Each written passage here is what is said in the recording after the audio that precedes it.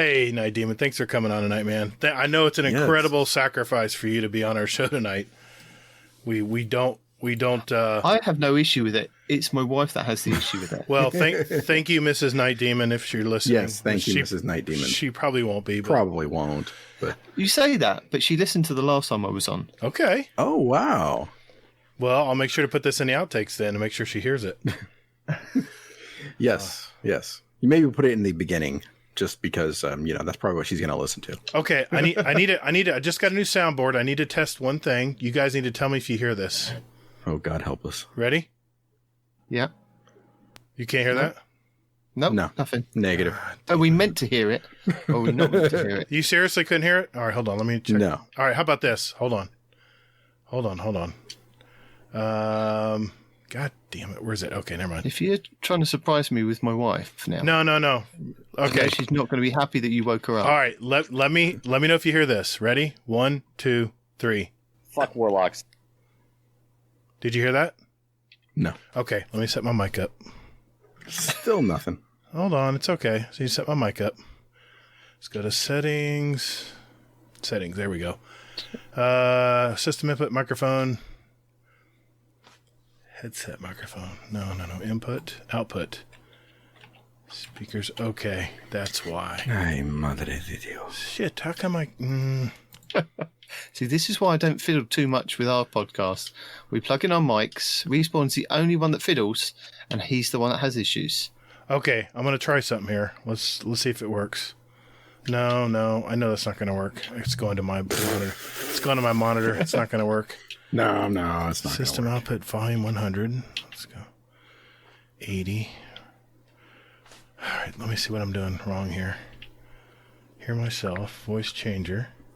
Seems like everything's wrong. Yeah. Contact license. Damn it. It worked the other night. Okay, share. Start in Windows. Okay, start with system tray. Ask before updating. English voices, random voice. Hey, can we get Kingsley in here? Kingsley. Shit. Damn it. All right. Import export settings? What? No, we don't need to do that. Input settings. Input. Audio. You put the input in the input, and it doesn't work. I've got. You put the input in the output, and then it goes in a little easier. No, it says the input is my microphone. That's good. Mm-hmm. Is the input the microphone? Yeah. I thought the input would be like the computer. Headset. It just has list two things. Yep. Put the input in the says in the output, headset microphone back and forth. Let's see, output. I'm using hand gestures and you can't see me, but yeah. Oh, wait a minute. Oh, advanced. Hold on. Advanced audio settings. Eliminate popping. Jesus. Mic exclusive mode. It's like working with Respawn. I'm not that bad. I can learn. I hope he's recording this. I hope he's recording this. I learned pretty quickly. I learned quickly. That's what Respawn says as well. Open audio assistant. Oh, damn. Do I even bother? Do I bother I opening haven't touched any of the settings on this guy since last week. Okay. Oh, but I've installed 2 new monitors. Well, you've done something to it then. Oh, shit. All right. Well, guys, I haven't done anything to my computer, but I got a new microphone. Yeah. That's not going to change anything. All right. Let me see. I just... You guys are bullshitting me, right? You can't hear this? Oh, fuck, man. What are we meant to be hearing? A Senate Nomad? No, not at all. God damn it. This was working. This is working. Mute for mute for me. Oh, now I'm pissed. Not working well, apparently. Oh, now I'm pissed. Damn it. I just bought the year license for this thing. Mother. Wah, wah, wah. It says... See, I don't need a soundboard for that. This is definitely a Respawn moment.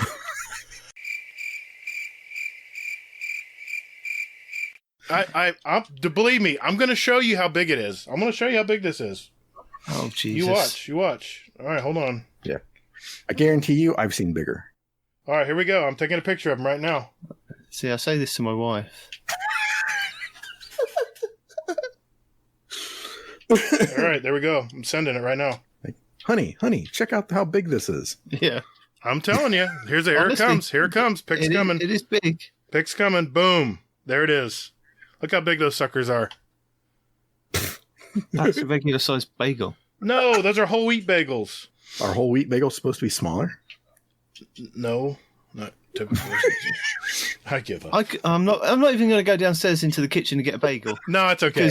That's all right. No, I'm sure yours is big. I'm sure yours is big. I'm sure yours is adequate, Nitedemon. You don't have to show me, man. I'm good. I'm good, man. I'll just assume it's we're the all same size. We're all the same. It's the same size. We're all the We're same. all the same. Okay. We just size doesn't matter. Okay. It doesn't.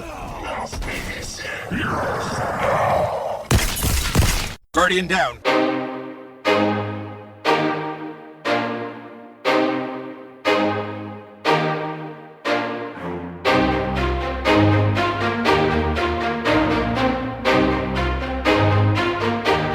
Seven. 12. Hey, what's up, everybody? Thanks for listening to us today. Welcome to episode 94 of Guardian Downcast. We're a couple dads that talk about all things in the Destiny universe, and we interview content creators and community members to find out more about them. We're the show that loves our fellow podcasters. I'm your host, the Gatr, and my co-host Hazel is here as well. Hey, man, how you been? I'm good, man. Good. And by love our fellow podcasters, we mean that we try to make their bagels feel inferior by saying that ours are bigger. I didn't do that. No. But yeah, no, my week's been good. Yeah, bagel talk. We're already off the rails. We haven't even started yet. Okay. I know, it's been great. But how's your new job going, man? I was curious. It's a fucking shit show. Oh, Lord.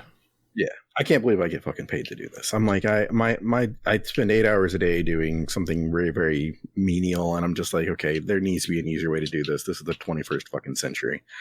So I've decided I'm gonna spend like $150 and try to figure out some type of like macro that I can create to do my job for me, so I don't have to do it. Right. So then I can, set that up for the first hour of my day, maybe even just copy paste and then fucking just knock the shit out from there. How's Mrs. Hazelnut and how's Addie doing? Yeah. Mrs. Hazelnut's fine. She's looking for VA work, and she's got some new acronym to her name now. I don't know what the hell it is, like online business manager or some shenanigans. So yeah, she's fucking doing more than I am. It's beyond weird. So yeah, the little one is fine. She's a handful as always. Yeah. So yeah, and Daisy's still kicking. So everything's good here, man. What about you? Okay. Here's the way my day went down today. By the way, 79 degrees. Clear skies tonight. Fucking guy. It was 96 yesterday, so don't give me any shit. I was dying. Yeah. I was dying in the heat yesterday. 58. Ooh. Today and yesterday. Not bad. Nice. Touche. Very nice. Yeah, we need video. You're number one, buddy. Still number one. Okay, you can put that finger down now. Okay. My day started. I got my second Pfizer shot today for the COVID vaccine. And if it gets quiet, it's been 4 hours now since I got it. So if I drop and don't hear me, just keep talking. I'll just let the recording keep rolling. I took a couple Advil. My arm's a little pain, a little pain in my arm. But other than that, I just took a couple Advil. I'm good. So I haven't grown a third arm. So far, so good. I did that today. I had to go to another city because I missed my appointment the first time that was local. So I had to go like several cities away. Like I'm talking 20 miles, get that done. And then I'm in the market for a truck right now. And I went to look at, and I don't know if you noticed, I'm sure Sin can relate. There's a shortage of vehicles right now because, microchips, I believe, are scarce or whatever. They're not making as many trucks as they want to right now. I guess that's the bottom line. And so I went to test drive this truck today. I want to stop by my parents' house. My dad's under the weather. He's got some mystery illness. We don't know what's going on. They've poked and prodded him. They don't know what's wrong with him, but my dad is just so tired and all the time, and we don't know why. And it's starting to really bug me. So I stopped by there. Of course, my dad wants me to stop and get Kentucky Fried Chicken. So I'm like, that's 10 miles away. So I went back toward my home and then back to my dad's place, and got home about 8 o'clock. Wife was just pulling in. And then we started a podcast. So I have no dinner. I don't have my coffee. I haven't even had my tea. I mean, I'm just going with the flow tonight. Sorry to drag it on, guys, but it's all, you know what though? It's all great because we have a fellow podcaster that we all love to listen to. He's a co-host of the three that make up Two Titans and a Hunter podcast. It's our friend from across the pond. Yes, he's back. It's Nitedemon. I mean, Nitedemon. How are you, sir? Hey guys, I'm all right. I know Nice to be back. I know it was an incredible sacrifice for you to be up this late at night for our show. So I just want to acknowledge, thank you, sir, for doing that. Yes, all right. We love talking with you. Thank you, Mrs. Nitedemon, too. Yeah. Yes. Well, okay. So quick overview of this week's show. We're obviously going to catch up with Nitedemon and see what he's up to. Also talk about his podcast and how it's going. Next, he's going to try his hand at this year's new and further improved Fast Fire segment we call, yeah, it's a speedrun. Hazel's going to go over the TWAB for this last week of Season of the Chosen. We're going to talk mainly about our first impressions and expectations of the new season of The Splicer, which is coming out next week. And then finally, we're going to answer community questions and add 2 songs each to our award-winning Guardian Downcast show playlist on Spotify and iTunes. Okay, without further ado, let's roll.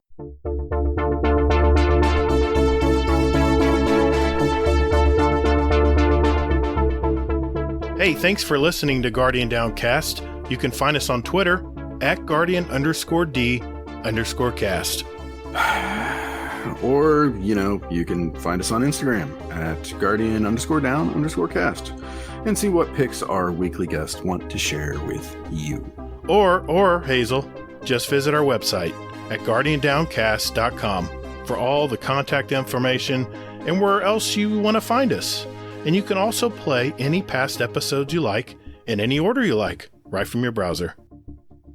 Don't you or me, man. Anyway, so hey, Guardians, check us out, and later, Guardians.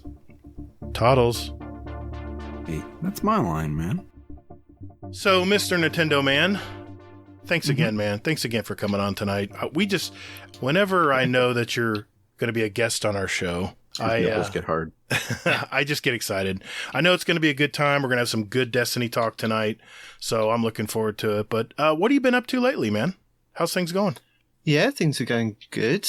I think since the last time I spoke to you guys that I'd come out of a job and back in a job now, so it's only a part-time job just to kind of pay for my Destiny addiction, really. I hear you, man. Nice. So, you're in the bakery, right? You do the bakery late? Do you late night bakery? I was. Oh no, I was. Oh, okay. Yeah, they laid me off, so I had to go and find another job that was anti-social hours, so that I could look after the kids during the day, which was working in a petrol station. Oh, that's right. A couple of evenings doing that now. That's right. I'm sorry. I remember that. You told me that. Well, were you baking at the petrol station too? Or doing? Yes, I still have to do like the early morning bake for. Yeah, they have pies and who eats a sausage roll at 5 o'clock in the morning? I don't know, but sounds good to me. Diabetes.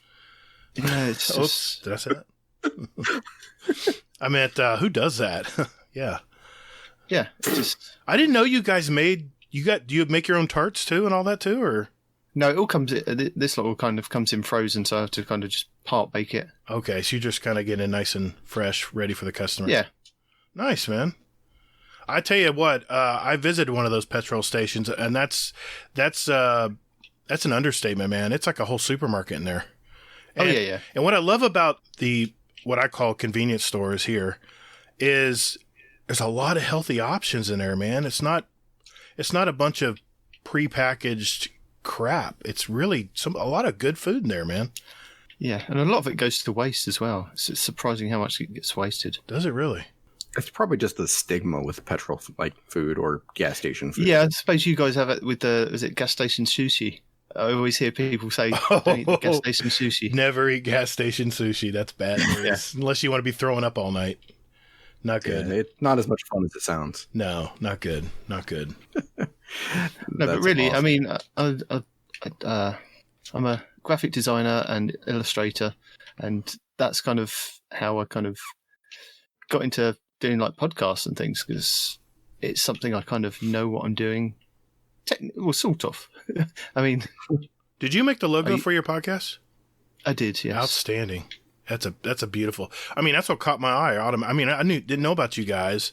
I saw that logo. I'm like, whoa. Yeah, so that's my main passion, and I think most of the stuff I get to do is kind of just good fun, and I enjoy doing it. I mean, I would really like a job in it, but just they don't kind of come around that often. Well, for those especially of you, for people that aren't traveling to London. For those of you who don't know, it's the ramen shop in Destiny. It's the ramen shop logo with the dragons. It's beautiful. It's beautiful work. Yeah, I was amazed, man. I thought that was a copy and paste. It looked that good, man. No, I drew it all out. And fantastic. Well, so tell us a little bit about yourself, man. Where'd you grow up? We'll just do some catch up for anybody who's new to Two Titans and a Hunter and yourself. I grew up near Brighton in England, and then when I got married, I moved in to the centre of Brighton with my wife, and we started to have a family. And then we realised that possibly Brighton might not be the best place to have 5 children. So we moved further out so that we could get a bigger house and raise the kids nearer out in the country, really. Nice. So I'd say we're about half an hour outside of Brighton now, but it's still kind of travel distance, so it's quite nice. Very cool. Very cool. And you said that you have a wife and kids. What's the mixture there with the kids? Sorry, what's the... Like boys, girls? I have 4 girls, 1 boy. Oh, wow. You poor guy. Yeah, he's smack dab right in the middle. So he's got 2 girls on either side. Oh, that poor guy too. Both of you. Damn. That boy's going to be tortured. Oh, he's tortured all the time. I mean, the young ones are going to drive him crazy, and the old ones are going to play pranks on him. I've been to Brighton Beach in England, and it is a gorgeous place. I visited the palace there. I guess it was one of Prince Philip's palaces, or am I saying it wrong? Castles. It didn't look like a castle. It looked more like a palace. No, it's I think it's inspired by like Indian architecture and like the Taj Mahal. Yeah, it's very ornate to it. Yeah, but yeah, it's meant to be a palace. Okay. Wow. I probably mentioned that the last time you were here, and I apologize if I did. It was a highlight of my trip. I love Brighton. It was great. I actually had real fish and chips on the pier. Really nice. Instead of fake fish and chips? It was really good cod. Oh, my God. It was so good. Yeah, it's different from... It was thick. I mean, it was like 2 inches. It was 2 inches deep. It was fantastic. I mean... You ask for medium chips or small chips, and you still get like a crater full of chips in whatever they give it to you in. Yeah. Well, like I said, I know we asked some of these questions when you were last, but we have a lot of new listeners, and I want to make sure they know about you. So, what got you into gaming long ago? I'm certain it was long ago. It was very long ago. I guess what was your first game? What prompted you to get into video games? I don't really know what actually prompted me to get into video games. It's just I think it was something that I was kind of brought up with, but kind of accidentally brought up with. I was thinking about this again because I remember telling you guys that our first computer was a Tandy computer. And you guys said you... Radio Shack. Yeah, you said you had Radio Shack, which I think it was the same thing. Mm-hmm. The Tandy computer. And then I vaguely remember my dad coming home from the pub with like this Pong game. And I couldn't remember the name of it, but I think you guys... I think it was called Pong. Or... with the... Oh, it was probably different because Radio Shack didn't have the rights to Pong. No, it was before the Radio Shack, before the Tandy. Oh, just like these little sticks with the little knobs on the top. Yeah. Oh, the Atari Pong, the Atari 2600. It could be, but I just can't remember what it was. It had little. I vaguely remember that. It didn't have joysticks. It had little circular turning, like you could turn it to the left, turn it to the right. Yeah, like yeah, exactly. Yeah, it was a stick with a knob on the top. Yeah. Mm-hmm. Yeah. That was it. And I vaguely remember it only partially working. You know, my dad would have to fiddle with it for ages before it would work on the TV. Right. Which is why we'd never get to play with it that often. But then I think I was thinking about this today. There's like, I mean, I remember my dad. My dad was an electrician, so he would very rarely take me with him, and I think it was something my mum forced him to take me one day. And I remember going on a job with him, and he went to some, I think it must have been a pub or a bar or a club, and he would fix the cigarette machines and fruit machines and the arcade machines. And he sat me down, I vaguely remember this, he sat me in front of a Pac-Man machine, and he did something to the back of it. He fixed it for who he was fixing it for, but he did something to the back of it that it just did unlimited play, and I sat there and played Pac-Man for hours while he was doing something else, fixing other machines and things, which I found really cool. And I remember him actually buying me a Pac-Man game, or he says he bought it for me, but I think it was for him really, because although he didn't really like playing it, he always had it and wouldn't really kind of let anybody else play it. It was a kind of this. It was Pac-Man. It was a round yellow Pac-Man shaped machine, and I think it was called Munchman, but it was Pac-Man. That's awesome. Your dad had the cheat codes back in the day. Oh yeah, nice. Well, sir, how did you find Destiny? I found Destiny because the guy that I was working with pointed it out to me. We'd just got Xbox Ones at the same time because. I don't know why. I mean, I just upgraded from the 360 and I was going to get the Xbox One and just carry on going through because the people that I played with were still on 360 and it was just a next step up. So I think I was playing, what was I playing on originally? Like Gears of War and things like that, which I really enjoy playing. And that was why I was kind of continuing with the Xbox. Although I did have a PlayStation 3 and got a few kind of their games, but that was mainly for the Blu-ray player. So yeah, I mean, he suggested, he said, "Oh, this new game's coming from Bungie." I was like, "Oh, okay, cool." And we got into the beta. We played the beta, and I remember one of my other friends got it, and we were like exploring the moon for hours, and that was really good fun. And then the guy that told me to buy it dropped off playing it within like the first week, and I just carried on playing, and that's how I kind of got into Destiny, and I just haven't looked back since. One thing I know about you that maybe some of our new listeners don't is that you are a collector of gaming memorabilia, and that you have the old consoles. Do you want to expound on that? Yeah, I just collect things with all my old consoles. Right. So I've got my sister stole my Game Boy, so the original grey Game Boy. My sister stole, but I've still got my Game Gear, the adapter that I bought with the Game Gear that could play the Master System 2 games or the Master System games. I've got a Master System 2. You have a Master System?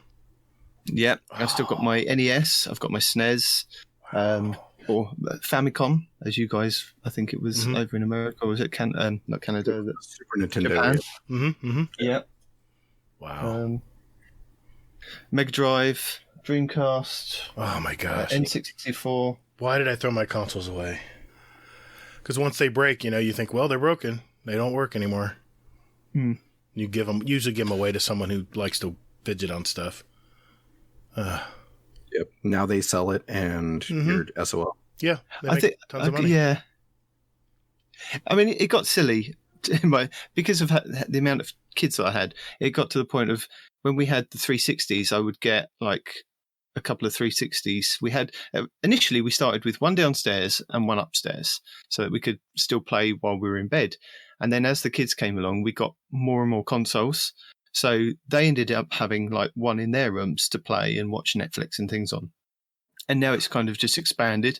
And now they've got Xbox Ones in their room to play and things. But they still gravitate to the front room, which is where I have my Series X.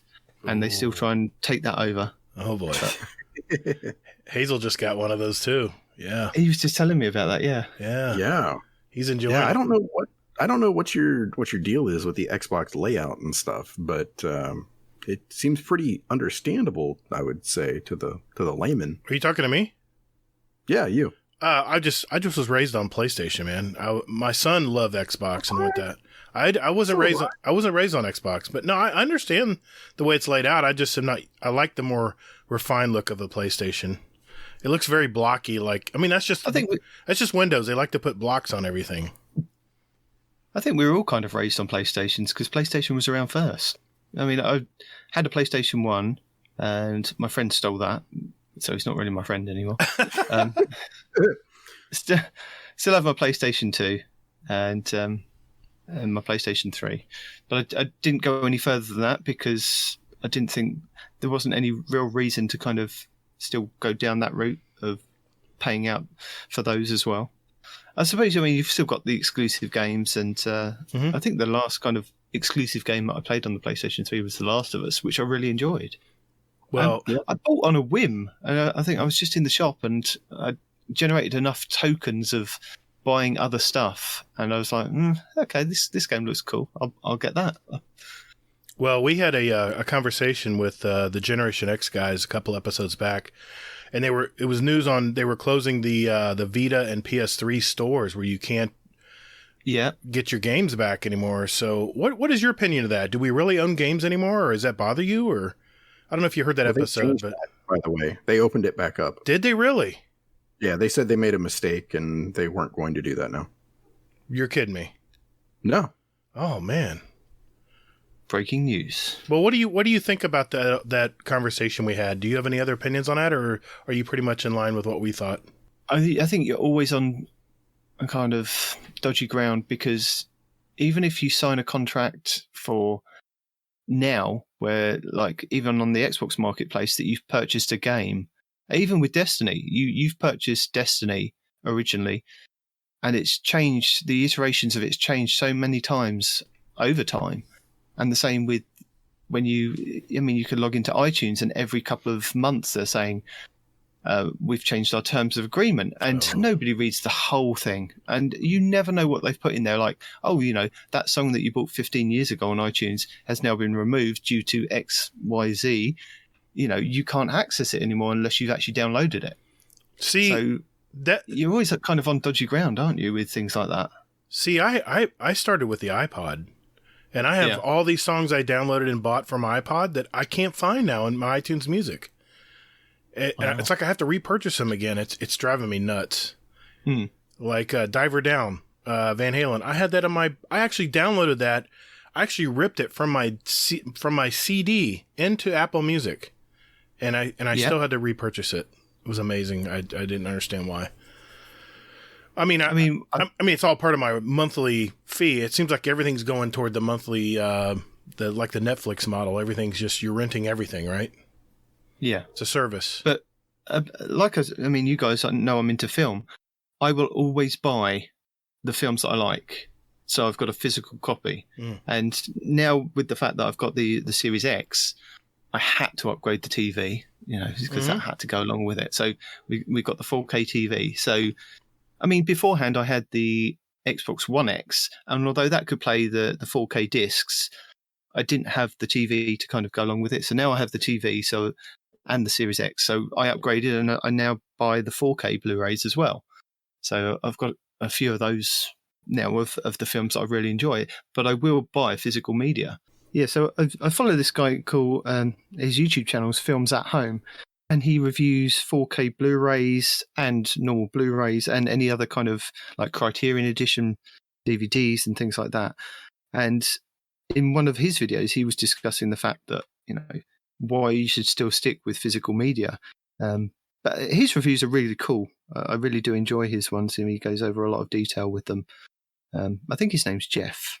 And he'll kind of compare like the Blu-ray edition to like the 4K and give you reasons why you might want to upgrade, or you might just want to stick with your Blu-ray. I believe like the Terminator 2 Judgment Day, the Blu-ray, he says is better than the 4K upgrade, and for various different reasons. Yeah, it's just something I've always kind of liked, the fact of actually physically owning the item. Although I still have the Netflix, I still have the Amazon Prime, I still have HBO Max, even though I shouldn't. What do you mean? HBO Max is awesome. It is. I already saw Mortal Kombat and Godzilla, King Kong. We're not allowed it over here. Oh, you need to get a VPN, brother. I have. That's how I've got it. I mean, we'll ixnay that. Don't worry about it. But yeah, that's how I've. Yeah, again, I think ever since Christmas, I've watched Wonder Woman. I watched that on very nice Christmas Day. I think that was, wasn't it? Yeah, it was. Yeah. So since then, I've subscribed to HBO Max. So I've got. I had the Wonder Woman. I think we even watched Tom and Jerry because. Oh yeah, that's right. The kids enjoyed that. I forgot about that. And then I realised that Tenet has come out on it. I haven't. Yes. I haven't actually watched that yet. And I said to my wife only last night.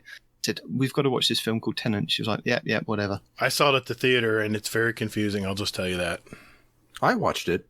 It seemed pretty straightforward to me. You know what? I'm going to watch it again since it's on HBO now. I'll watch it again, and I'll let you know. I mean, there was a moment when I was trying to figure it out ahead of time, and I was just ended up going fuck it. I'm not going to worry about it. I'm just going to go where it takes me. Go with the flow. Yeah, exactly. And I'm like, this is really fun to watch, and just trying to understand everything. See, my wife, she tries to dissect the story and break it up, and she was frustrated coming out of the movie theater. I loved it. I mean, that was terrible. I loved it. Yeah, nice. Exactly. You're a good husband. I am great. Yeah, because it was in the middle of the pandemic, wasn't it? Yeah. And I remember you saying that you went out to see it. We went to see it because the theaters were still open, and Florida, because of Florida. Hey, come down to Florida. Never mind, it's closed. But yeah. I mean, that's awesome, man. I miss the days when I got that nice shiny jewel case and flipped it open and saw all the cutscenes and pictures on the back, like a little booklet they give you, but they hardly give you anything now. It's so mass produced, but yeah, I mean, it used to be the fact that I would purchase only American Blu-ray, American DVDs, because they were far superior to the English versions or the European versions. Really? So I would have to import all my DVDs, and I've got over I'd say about 300 American DVDs. So I had to have a DVD player that was chipped that could play them. Wow. Mm-hmm. And so I paid it must have been about £500 for a Blu-ray player when they first DVD player when they first came out. To get it chipped at the same time. Yeah, it wasn't region locked. Gotcha. Yeah. I love that story. That just makes me smile. I mean, the links that people go to for stuff like that. I mean, because I'm the type of guy that figured out on a cassette tape, if you put tape over the the little square area, that's right. Out, you can record over it. And I remember that. Wow, that's a good memory. I didn't know you were into cassettes, Hazel. You must have been at the tail end of it. Pretty much, yeah. Yeah, that was my first album. I was saying that. I mean, Hazel's only a couple of years younger than me. He's old now. He's 40. He's old now. He's a couple of years younger. he hates it when I say that. He's part of the club. No, we haven't had our boost. We haven't even had the first jab yet, have we, Hazel? No. See, we're not in that category of people. Really? Oh, all right. Foreigner 4 on cassette. I still remember the case and everything that was my very first music album. Oh, damn, where did the time go? Speaking of time, Hazel, go ahead. Let's keep going. All right. Sorry, I didn't mean to get off on a tangent again. Yeah, it's okay. It happens. So, question for you. What is your favorite memory that you have of Destiny, man? Past, present, future? I think kind of hooking up with my two friends that I'd played Gears of War with. And, I mean, I know they kind of on and off play it now. But it was just nice to kind of hook back up with them. And I think they took me through Prison of Elders the first time and did Skolas. It was Skolas, wasn't it? Was the end boss. Oof.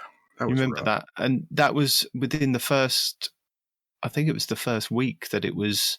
And you remember just kind of, he was one-shotting everybody. But these two were just unbelievable players. And I think I ended up just being dead on the map for quite a lot of the time in battle. I can't really remember that in battle that much, me actually participating in it.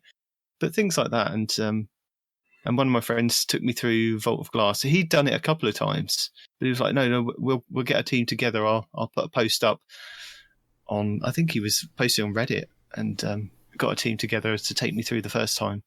which is what I miss about the at the opening of Destiny 2. You know, that little symbol that you can click to go back and look at your past triumphs is not working anymore. The dates aren't working. The fire team isn't listed who you went back with, and it was only a couple of weeks ago we were talking about it. I kind of clicked on it just for kind of nostalgia reasons, and it just wasn't working. And then we found out in the TWAB that it's not working. Wow. Well, now that we know a little bit about Mr. Nitedemon, let's talk about your podcast, man, because you were probably one of my inspirations starting when we started our podcast, because you guys were up before we were. Let's talk about a little bit though. Let's talk about Two Titans and a Hunter. Okay. Why don't we start with this? What is it all about? What's your mission statement for Two Titans and a Hunter? What are you trying to convey? The mission statement is to get the information out there to as many people as possible, because I think you guys probably realise this when even just talking with friends that play the game or even in your clan. You say something to somebody like it's common knowledge, and they're like, "No, I didn't know that." And you're like, "Seriously, you haven't seen that video? You haven't read that article?" And you realise that people aren't as invested. Well, I'd say invested, but they're not kind of as in depth as you. Kind of reading all the Reddit pages, watching all the YouTubes, finding out all the little ins and outs and the nooks and crannies of the game, and finding the best ways to kind of cheats and get around some of the mechanics of things, or the best ways to get around some of the mechanics and things. Well, and yeah. I will tell you this. I think I know everything, and then I listen to your podcast. I'm like, well, I'll be damned. I didn't know that. You guys cover it all. I mean, it's very comprehensive. We try, and then I think some weeks where I haven't found enough information, I think, is this going to be a good show? It's always in the back of my mind of, even when we're recording the show, and then somebody will come out with something and say, come up with this thing that I didn't even know. Like Parody will come up with something, or even Respawn, God bless him, will actually come out with something and say, "Oh, did you know this?" And we're like, "No." Sometimes it's not true, but sometimes it is. I mean, we kind of started. I started kind of. It was we started up a band chat. And within band, you could post videos, and I created this channel of tips and tricks of how to complete various different things in Destiny. And the feedback I was getting was, this is really good, it's really helpful. Thank you for this. And Parody and I had been talking for ages about him getting into streaming or just doing something Destiny related, because we just enjoyed it so much. And because of the time difference, the 5-hour difference between us, he would be playing in the morning with Panoramics and a couple of the other clan that I'd be playing. You guys, I think it'd be about 5 o'clock in the morning for you guys. It'd be 10 a.m. for me. That would kind of be meeting up. Mm-hmm. And then from there, I mean, he's kind of got a proper job now and had to work.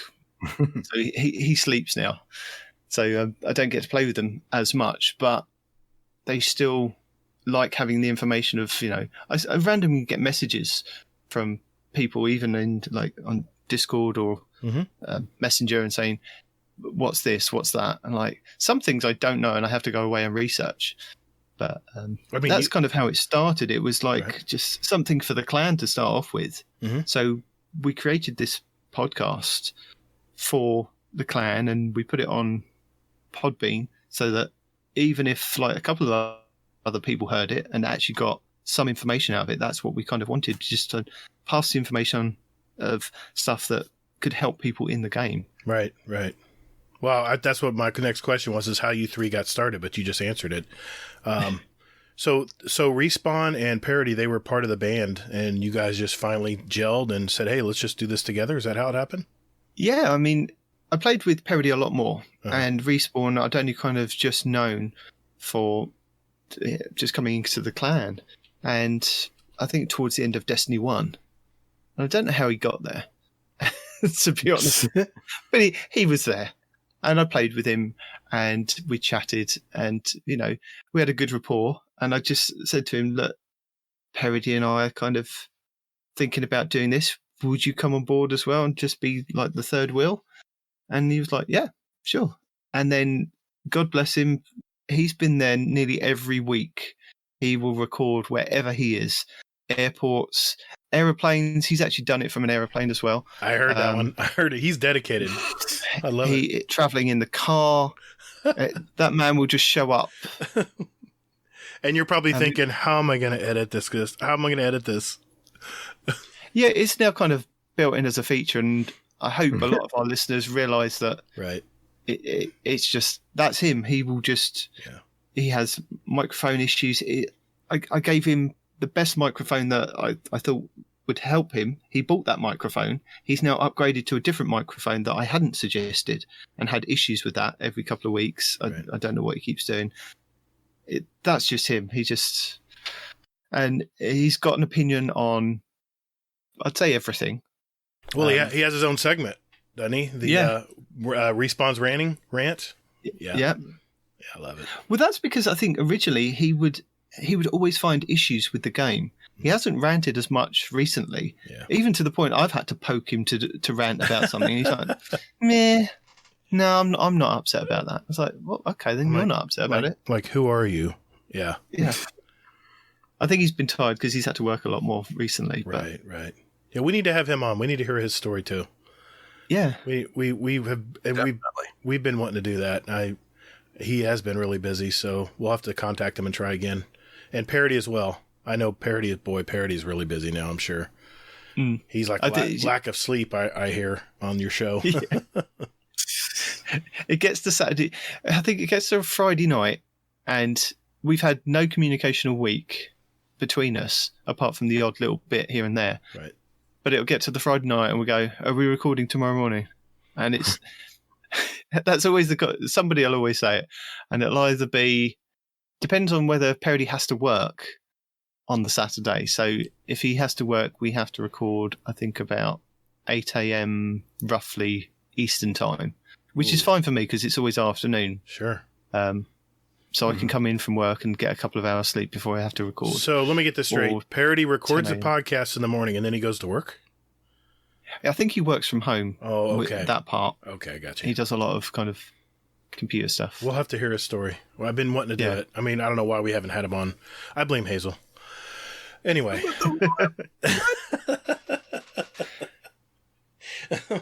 And the other reason why we kind of got started as a podcast was because there was a lot of well-known podcasts that were kind of winding down and just completely stopping.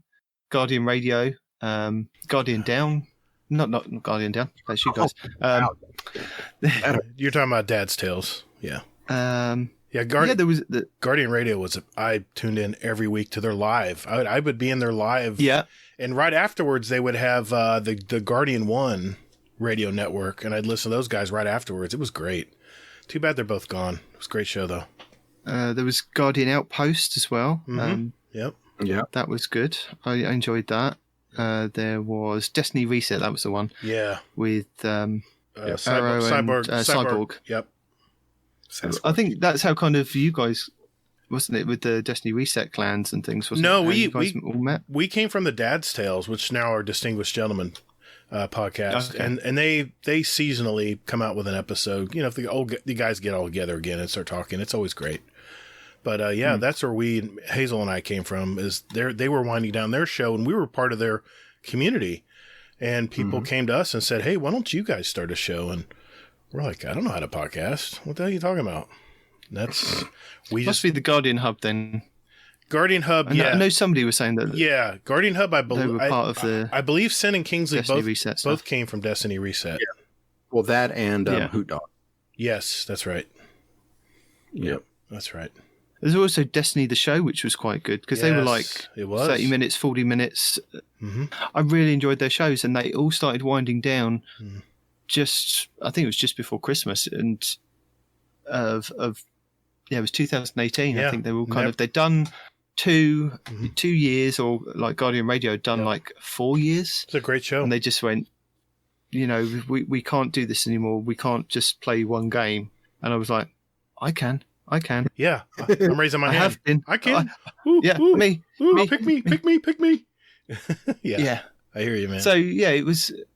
We kind of tried to get like they did, get the information to the people. Right. And I now get to a Monday, like when I'm doing my editing, panicking that I haven't finished doing the editing to get it out in time 2 days before, if I'm lucky, because of work.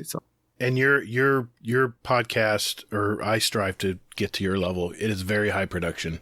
I mean, you have sound bites, you have atmosphere. I mean, you name it, you insert it in there. That's a testament to how much time you really put into editing. That's with the law, with Not Half, bless him. And that kind of, I don't know. I mean, I think because where after a couple of episodes, I kind of started putting in sound bites and like oops moments and play different things when Respawn would mess up or we'd all mess up kind of thing.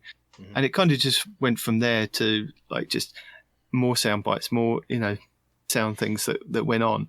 And then I just kind of implemented that into the lore that Not Half was reading and made it more of a story so that it was a bit more atmospheric when you're listening to Half telling you that lore page for that thing is kind of in the background. You can kind of get the atmosphere of what's going on with what's happening, really. Yeah, it's an inspiration. I listen carefully to every little edit you do.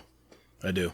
It's I've kind of made a rod for my own back, and bless him, I think when we were doing the captain's lore for the Glycon, which was really, really good, it was taking me forever because we'd do 4 pages at a time, and I'd be spending way longer than I should be on editing all these different sound bits in there, and I'd be on all these different free websites for sound clips of chains rattling and animals scratching, and to kind of get the feel my soundboard I bought. I can't get to work. I have to, Hazel, I know you got a question for him coming. I have to give you credit.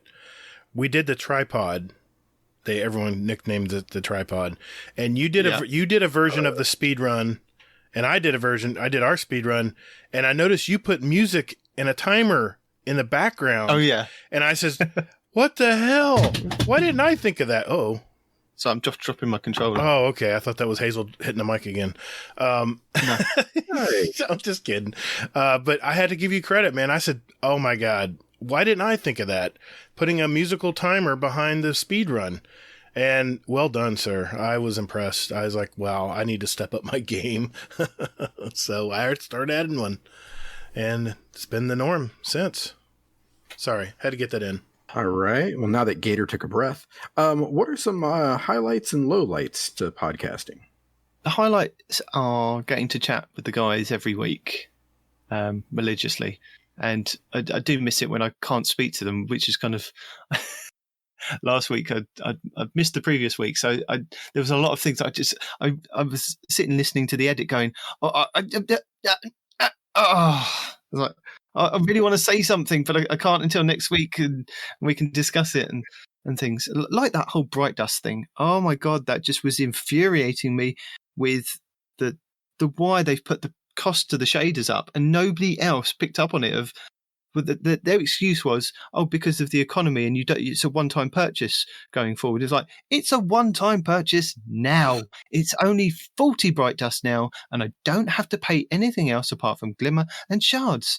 And I mean, Respawn didn't have a rant about it, but I did. The previous week. I heard it. Just gone. So I heard it. I was like, I just can't believe it. It's just everything else is way a lot of money. Well, yeah, it's a lot of Bright Dust to pay out for emotes and ships and sparrows, but if they'd just come out and said it costs us more time to develop shaders, that would have been a better excuse. Sorry, what was the question? And a low light? Oh yeah, low light.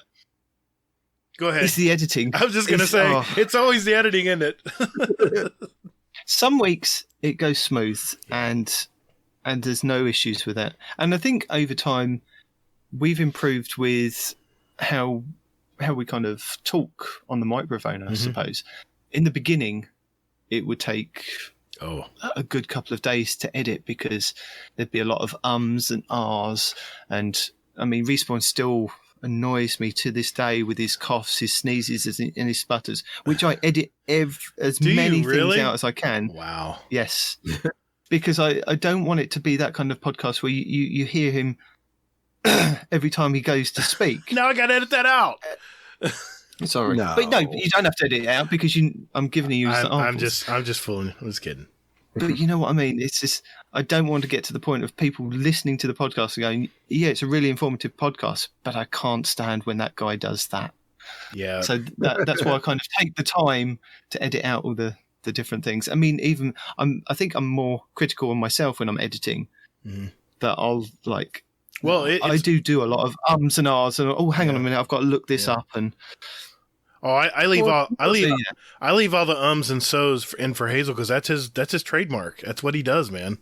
That's just the way he talks. It's so yeah. I've made it my kind of shtick. So it is, yeah. I was going to say one thing that really does make me laugh is when you say that's so funny, because it reminds me of that episode of Scrubs with, I think it's Mandy Moore, is Zach Braff's girlfriend in it, and all she says is, that's so funny, that's so funny. And it really winds JD and Turk up all throughout the episode. And it just reminds me so much of Scrubs when you keep saying, that's so funny. Have you guys seen that episode or not? Oh, I know Scrubs. That's a great show. Too bad it's not going on still, but yeah, I watched it religiously. But have you guys heard the podcast that those guys are doing? No. Wait a minute. I think I heard the pilot. They've been doing it ever since lockdown. So last year they started it. They go back and they watch an episode, and then they bring on guests from the show. So they've had literally everybody from the show on, and if it's their specific episode, they'll bring them on. So like they had Brendan Fraser on for one of his episodes. Really? And they regularly have Bill Lawrence, the creator, his wife Krista Miller, and yeah, it's so much fun to listen to those guys talk about different things with a show that happened 20 years ago, and then they're rewatching it, and now I've started rewatching it because I'm listening to what they were telling us about each different episode, and I'm like, I really miss that show. Yeah. yeah. I've got a question. This has bugged me ever since I see your show descriptions, and you have numerous sources for all your tips and tricks from all the content creators out there in the Destiny universe. And my question is, have you ever had any of them contact you, good or bad?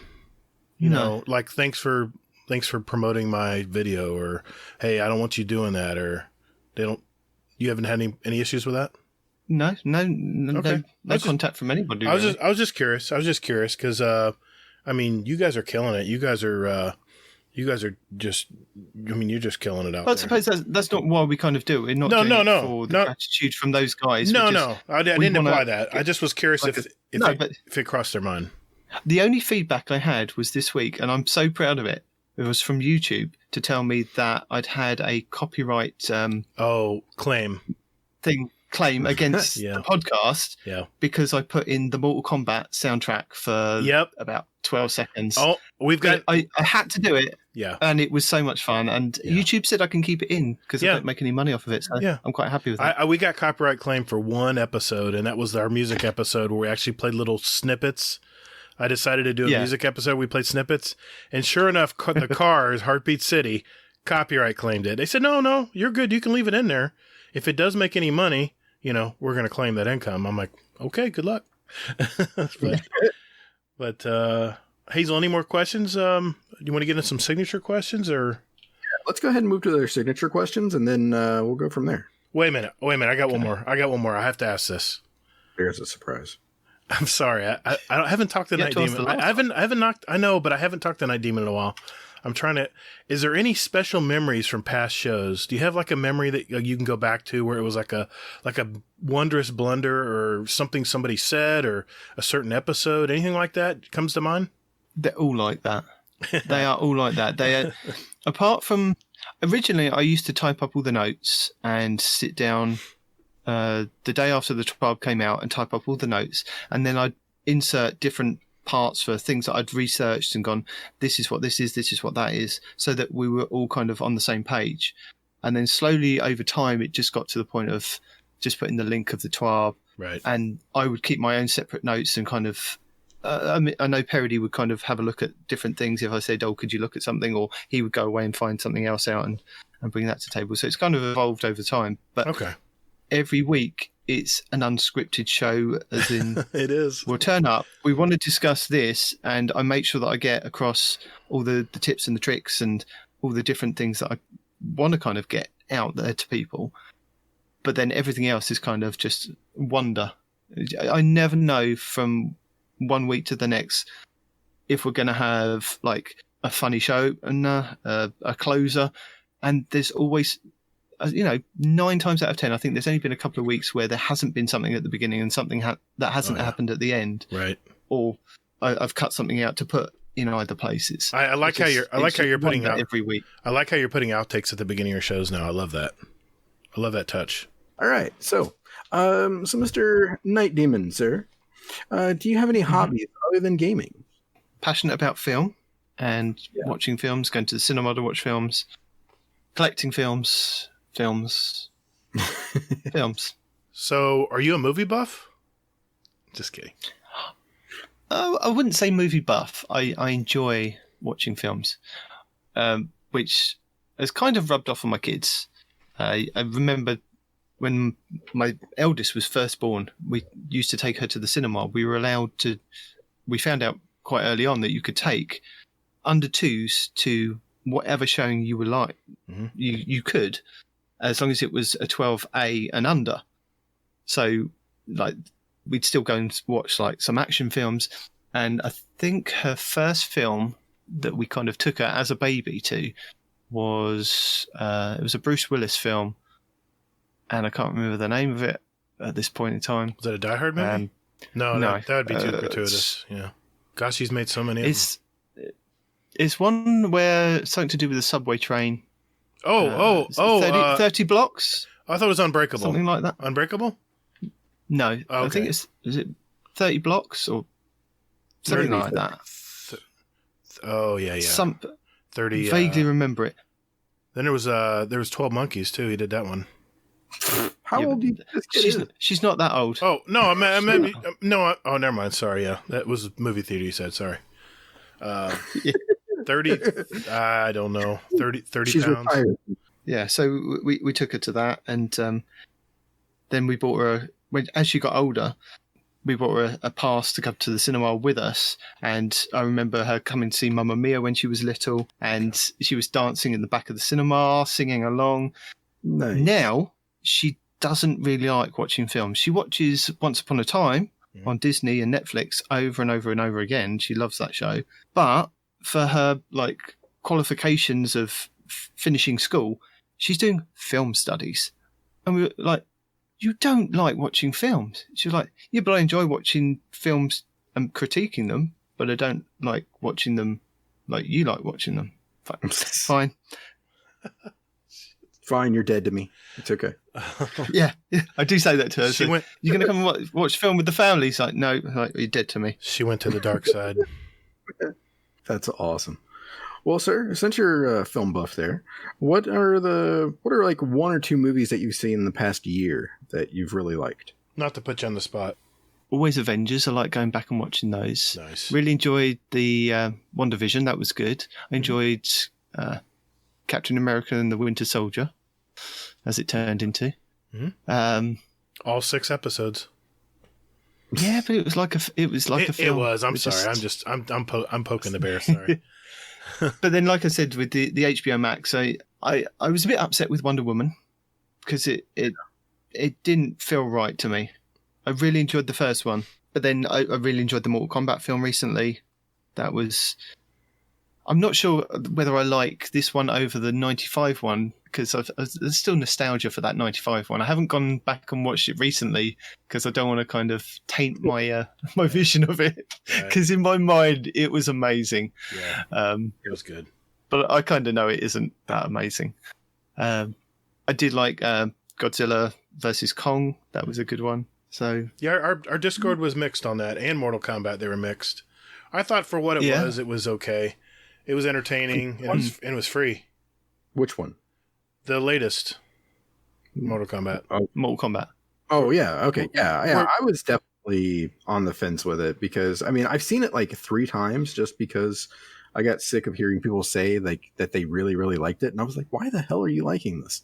so much. So I went back and I watched it again just to see, and I'm like, yeah, the acting was bad. It was, kind of a B film, but excluding Kano outstanding, but the fight scenes, man, that's what I love. That's what I love about those movies. The thing is, Mortal Kombat is a kind of B film. It is. Film. It is. It's a video. It's a video game movie. To be. Yeah. Yeah. It's not meant. A bit like Sonic the Hedgehog. That's not. It's not meant to be. Right. This best blockbuster kind of Oscar-winning film. Yeah. It's just a film. It's a video game movie, so right away you can't go in like you're watching Forrest Gump. You have to have expectations. No. You have to know where the movie's going to go. And I mean, I'm very. There are good, like very good and very well done action movies that are out there. Oh yeah, yeah, yeah. And that's what I'm comparing it to, because I've seen some really good action movies, like Bloodsport. You talking about, or movies like that, or fucking Bloodsport? Yeah. Are you for real? Claude Van Damme? You said action movie. I'm thinking fight movies. Okay. Gatr, okay. Here's what I want you to do. Here's what I want you to do, okay? All right. He wants you to upgrade your VHS collection and go out and buy some Blu-rays. Yeah, exactly. We need to get Gatr some good action movies. Like The Matrix? What are you talking about? Yes, and The Matrix is one, I don't really consider it an action movie, but it was definitely a movie that had action aspects to it. All right. But yeah. Well, check out a movie called The Raid. Oh, okay. I haven't seen that one. Yeah, obviously. All right. We'll talk later. We'll figure it out. Yeah. Okay. Nitedemon, I know we've asked you this question several times, but for our new listeners out there, dude, what's up with the gamer tag? I was going to lie then, but it's just I couldn't come up with a good lie. Yeah.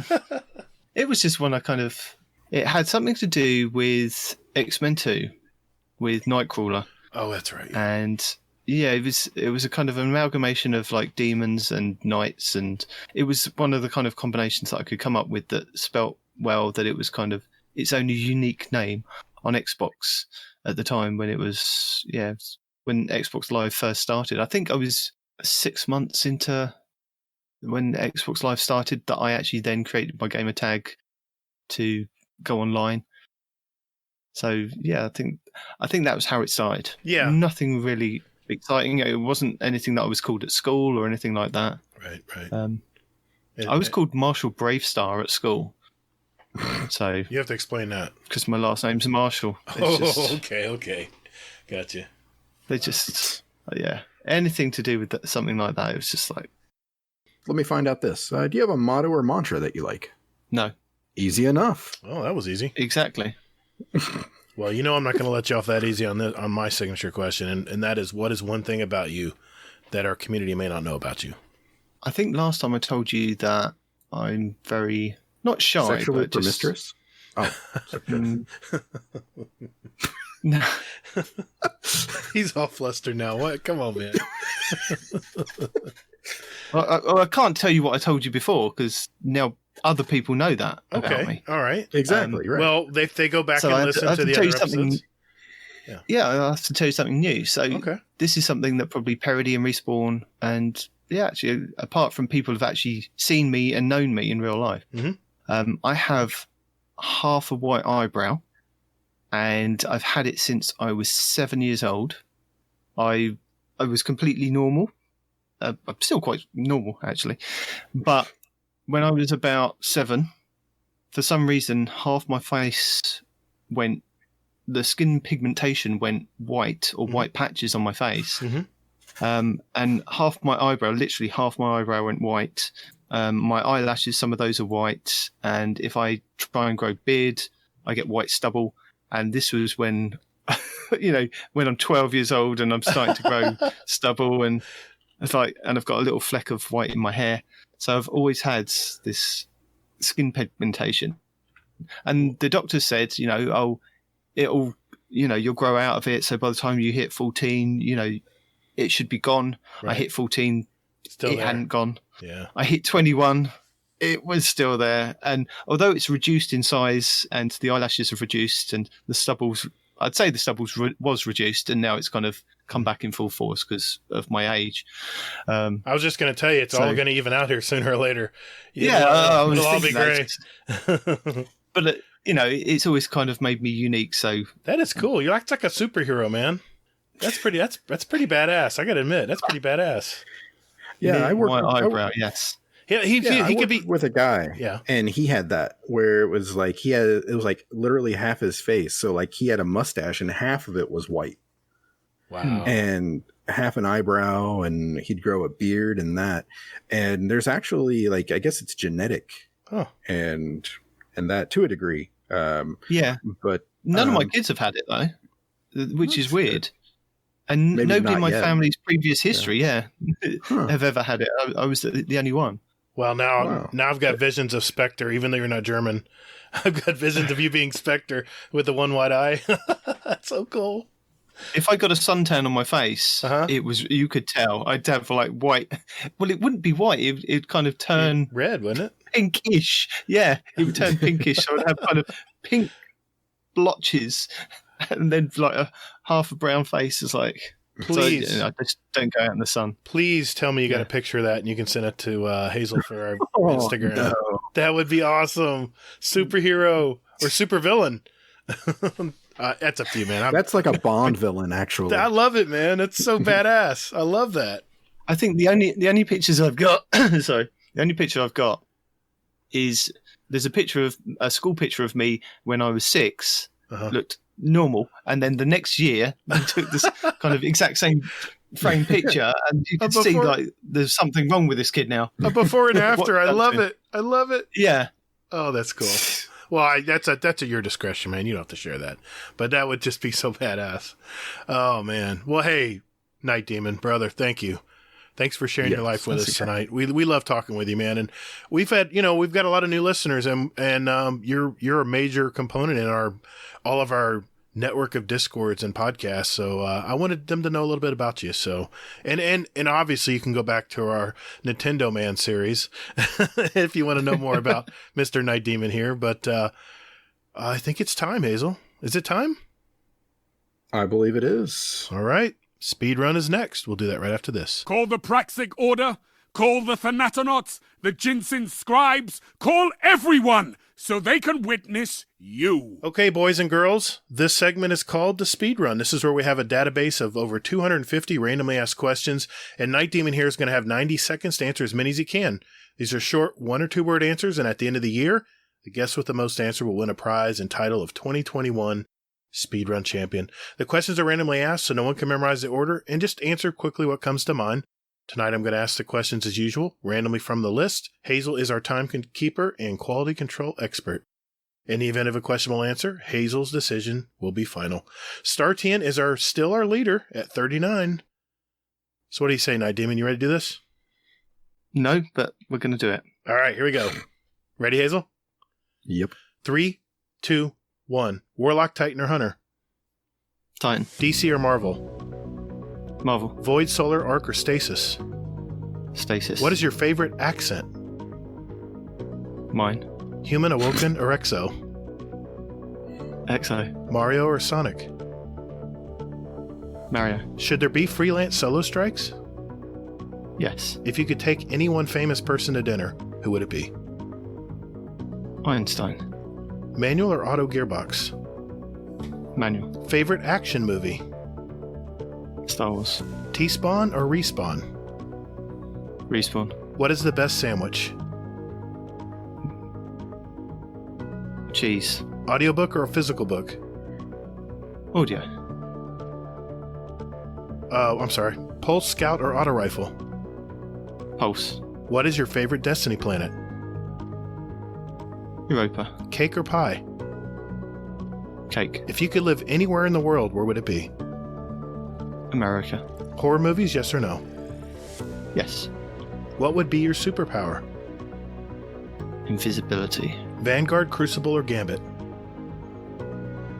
Crucible. Do you play Iron Banner? Yes. Orbs of light or orbs of darkness?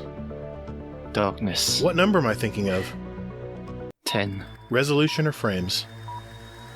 Frames. Roller coaster or carousel? Roller coaster. Simpsons or South Park?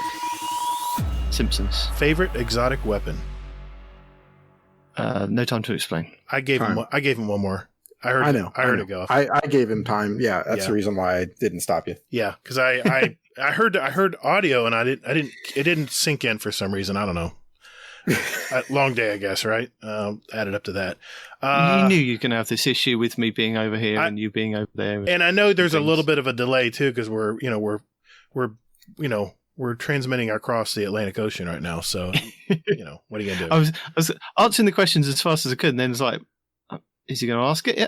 Oh yeah, he's going to ask it now. That's why. Yeah, and you're always going to be a little handicapped there, unfortunately. But I think you did okay. Fair enough. Hazel, how well do you do? 27.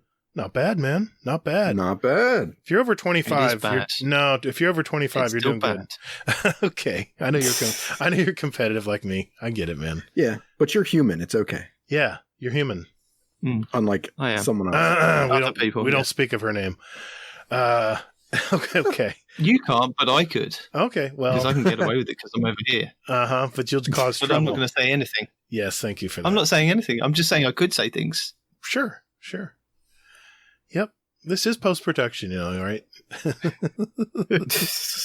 All right, listeners, I got a question for you. Do you have a great speedrun question? If that is a yes, join our Discord. Our Discord invite is usually in our show description. Enter them in our Speedrun Questions Ideas channel. We're going to do it again this year. We'll add them to next year's Speedrun. Just remember they need to be yes or no. 1 or 2 word answers, either or questions will also be accepted. At the end of the year, we're having a drawing, actually 2 drawings, for a $25 gift card of your choice to 2 lucky people. You can enter up to 5 questions each. So enter them in there and good luck. All right. It sounds like it's time to move to our next segment. This week at Bungie.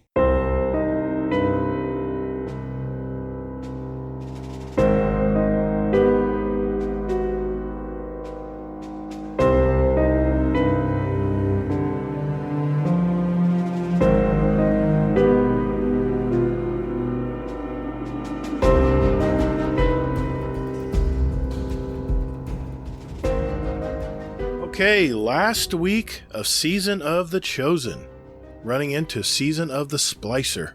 Hazel, what do we got? Wow, it seems like only yesterday that Season of the Chosen just started. I agree. I agree, man. Yeah.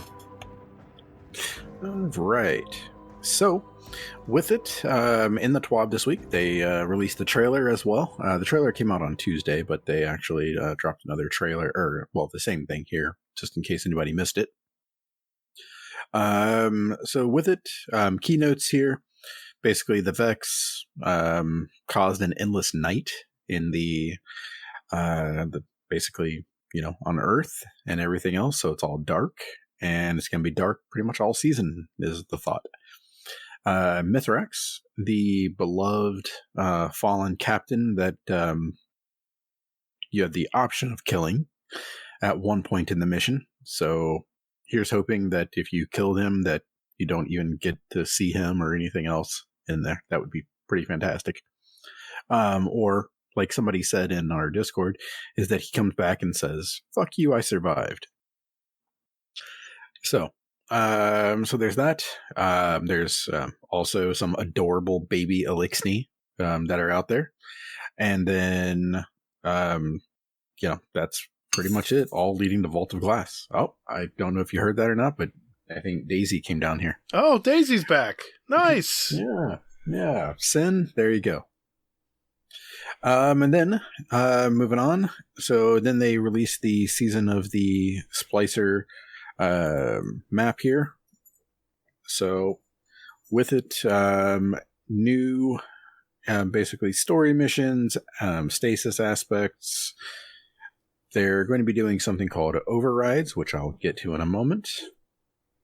And then they're also going to be doing a couple of other things out there that are interesting. But keynotes from this season: Iron Banner, of course, Trials, Vault of Glass on May 22nd, which we'll talk about in a little bit. Mm-hmm. Then there is... Where did it go? There we go. Solstice of Heroes on July 6th. So be prepared to get that nifty little shirt that they're going to be throwing out there. And then, aside from that, August 10th, Epilogue. Huh? What's Epilogue? Yeah. Fuck if I know. Okay. Yeah, pretty much. Yeah, and that's pretty much everything. New exotics, new ornaments, new artifact, all that good stuff. Also, they expanded the helm with some stuff there. Mm-hmm. Nobody knows really what that means or what they're going to do, but yeah, there we go. I'm imagining the recaster's probably going to still be there. Oh yeah, well that's going to be in there all year. So we can keep our umbrals that we have now? Ooh. Good question, huh? Probably not. Probably not, because they're going to be tied to Season of the Chosen. Okay. Is my thought. Turn them in. Yeah, probably. Probably a good call. Mm-hmm. Then, next is a rewards preview. So, with this, real quick, I just have to note this. It's with a heavy heart that armor is no longer going to be on the season pass. Wow. I think it's BS. Yeah. But, yeah, it's only going to be earnable through the season activity. It was nice. It was nice to go back to your season pass to fill in that space of something you didn't have high power on yet. It's a nice, quick way to level up when you got stuck. Yeah. Well, here's the thing. Just a little secret. If you still have some that are sitting out there that you haven't picked up this season. Really? Just wait till next season. What do we got to go to you, Bungie. Go to the website and claim it, I guess? Yep, exactly. Okay, good to know. Just go to the website and claim it. So you can claim pretty much everything else except for the armor, unless you still have some out there, and then you'll be good to go from there. So that way you can still use the same philosophy to get it. I missed it. I'm going to miss this mainly because it was a good way to get some like top tier armor. Yeah, that's right. Because the ladder stuff goes higher stat. Yeah. Exactly. So, yeah. What do you think of this armor, man? I don't know what to think about this armor. I don't like it. I don't like it. I don't. Yeah. Is it me or is there a lot of pink in this? Well, I'll say this, okay? While I don't like the base armor, that the new ornament on it. Okay, looks better. Sign me up. Okay. Sign me up. Okay. I just now scrolled down. Oh, yes. Yeah. And yes, there is pink in there. Yeah. And I'm okay with pink. But, yeah, that armor with the ornaments. Yeah. Sign me up. I don't like the Titan. I like the Warlock and the Hunter. The Warlock looks like a fly. It's crazy, man. Yeah. Oh, yep, the Hunter, hands down, the Hunter's got the best stuff. Always. That's like Darth Vader stuff, man. That's awesome. Yep. Exactly. All right. Then they move on to the weapons. And with that, these weapons just look pure and simple badass. God almighty. They did a great job. Here's hoping that they have perks that back it up. Exactly. So that's all you need to know there. Then they are talking about the Null Composure. What's that, you ask?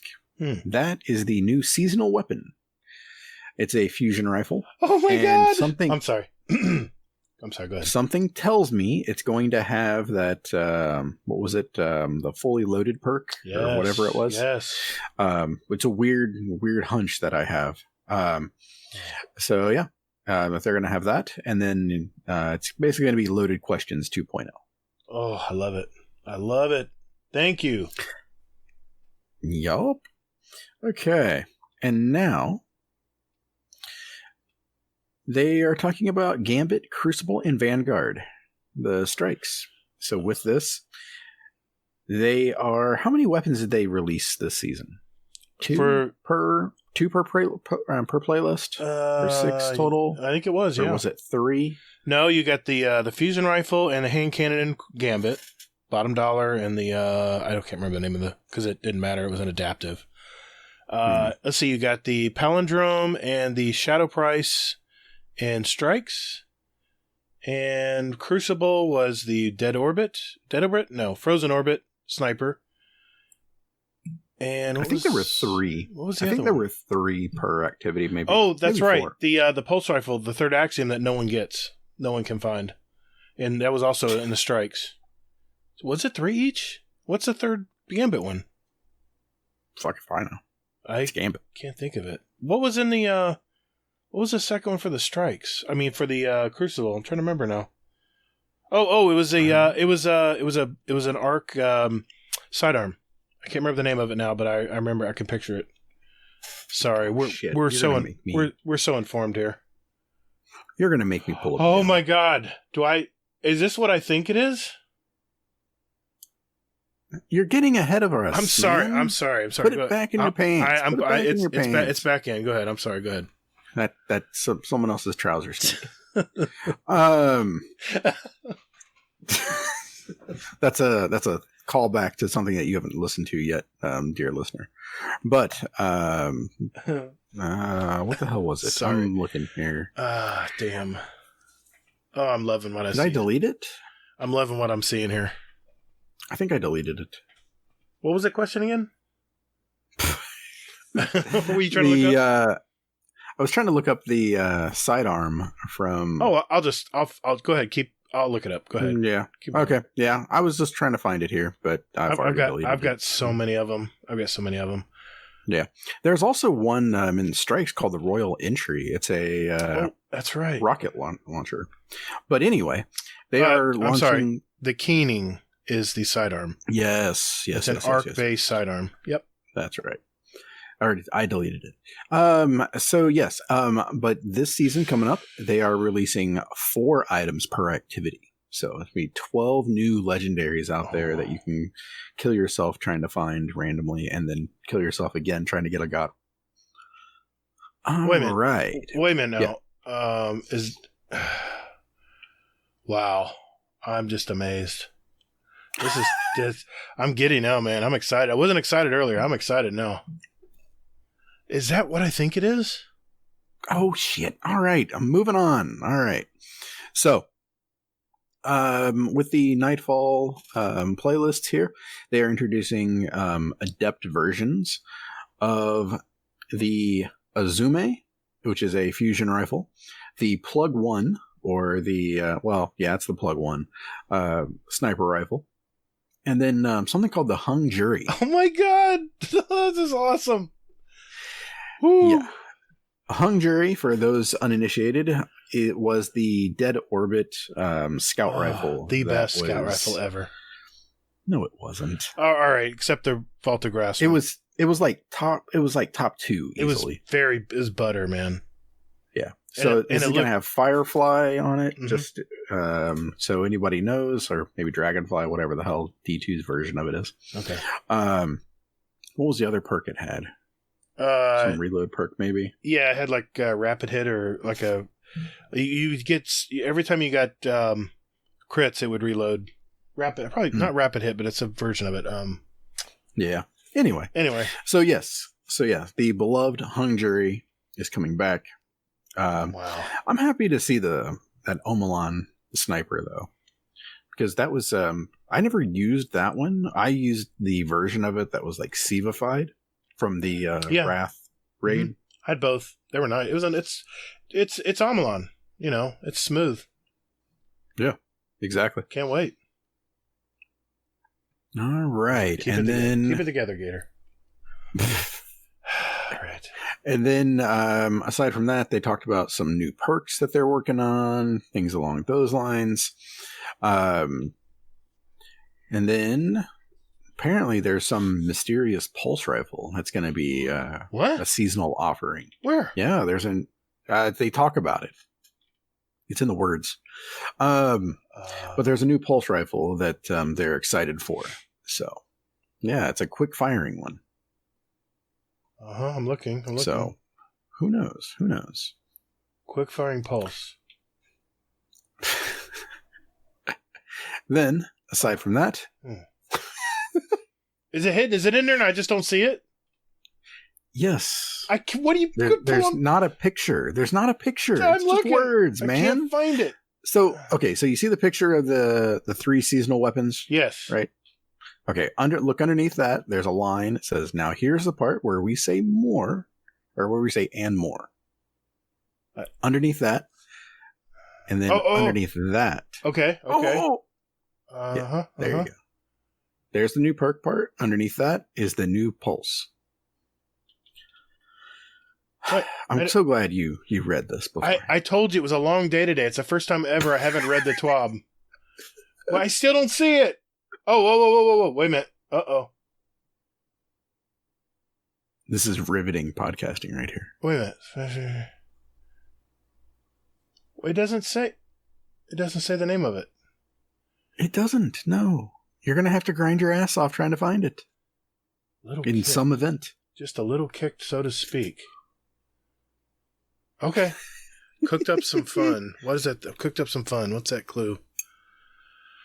Oh, damn it. Okay. I'll just have to just not know.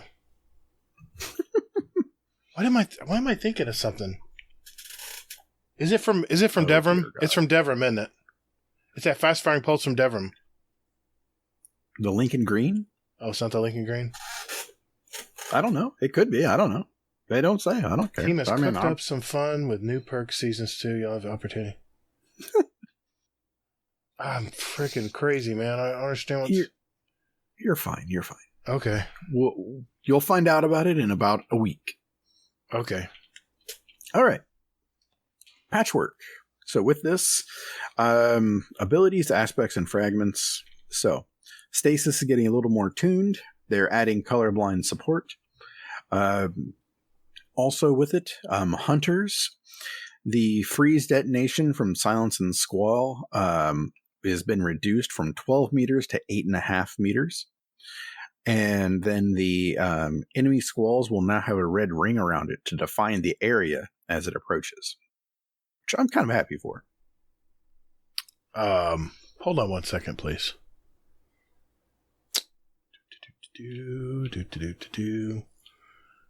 Just have one thing I got to do real quick. It's the fucking Ace show. No, here it is right now. You're not going to hear it, but here we go.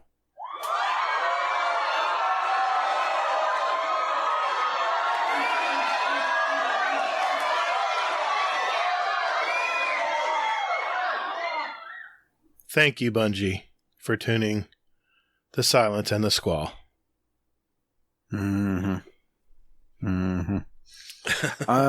So Titans. Shiver Strike melee energy is now refunded when Glacial Quake ends, which is a nifty little thing there. And then they also fixed an issue where players can trigger Whisper of Torment by standing near an opponent's barricade. Meh. Warlocks, because they need some more cheat codes. The Bleak Watcher aspect now grants 2 fragment slots. Nice. Yeah. And then in the ultimate of Warlock Chicanery, Chaos Reach, they fixed an issue where it was allowing basically Warlocks to use Chaos Reach and shoot people through walls. I could have sworn I got killed through a wall when someone hit me with it the other day. Okay, I'm glad I wasn't going crazy. Yeah, but no, it's okay. It's Warlocks. Yeah, we're weak little guys. We don't know what we're doing. Please don't kill us in the Crucible. Yeah, exactly. Let me shoot you through a wall. All right. So next is going to be a part that's going to get Gator's rocks off. It's the nav mode menu. So with this, they are making it more robust, where you can. There you go. Did you hear that? Oh, yeah. Yeah. So, that's pretty much all we need to say about this. Yeah. So in case you haven't guessed, it has something to do with bounties, or you can track a lot more. It looks a lot cleaner. I love it. And, yeah, there you go. So this is the Gatr update right here. Thank you, Bungie. Yeah. Okay. So UI. Now I am interested in this stuff. So they added a Legends tab to the director, and this is how you'll access the Vault of Glass. Also, in 6v6 Crucible activities, they updated the intro experience. I liked how they said that. So with that, you can cycle through your teammates to view the metrics associated with the activity that you're entering. I like that. That's good. Interesting. Yep. So, like I said, previously the helm has been updated and now appears in the Director Destinations tab. And then they moved it from the tower map, so you no longer have to go to the tower to get to the helm.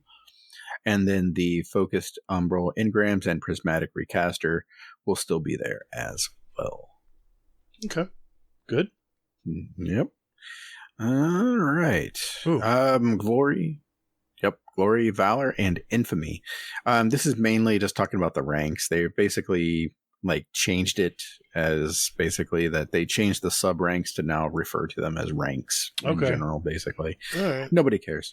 Yeah. Well, the sub ranks didn't really do much because you didn't really get anything on the season tab on the actual, the individual vendors. It didn't matter until you hit the major rank anyway. So who cares? Yeah, like what you said. Yeah. Yep. But just a big note here is that they're mainly doing this for something that's planned next season, which will be season 15, where basically, aka, they're going to be getting rid of Vanguard. Basically, the Vanguard tokens that we're currently using. This is going to be the last season that we can use those. So make sure to turn in all those so that way you don't, get screwed out of them. There's Vanguard tokens? Oh, yeah. Those things that sit in my inventory I never use. Okay. All right. Yeah. Okay. Yeah. So, but then they're also going to be doing some other things with Glory, Valor, and Infamy. So here's hoping they watched a Kuj video on this stuff. So. Agreed. All right. Eververse still exists. General things. Momentum Control and Team Scorched will be back next season. Yeah. Team Scorch is so crazy. I don't know. I've never played it. Aside from that, the only other thing of note here actually goes with a question that was asked. And they've added a full suite of trace rifle focused armor mods to the game. There we go. Okay, so again, as everything is coming to a close this season in Destiny, make sure to get your shit. Unless you're, except for the season pass stuff. You can get the cool stuff, but leave the armor for next season because Bungie is putting the kibosh on that. So, aside from that, delete your shaders, get your loot for that because you earned it. And that is pretty much everything. Baby Smallin. Also, delete those shaders, guys. Don't forget to do that. That's free legendary shards. I just said. Oh, sorry. Wow, thanks for paying attention. I was looking at I was looking at the other updates here. They're talking about the downloads and things that aren't going to be able to.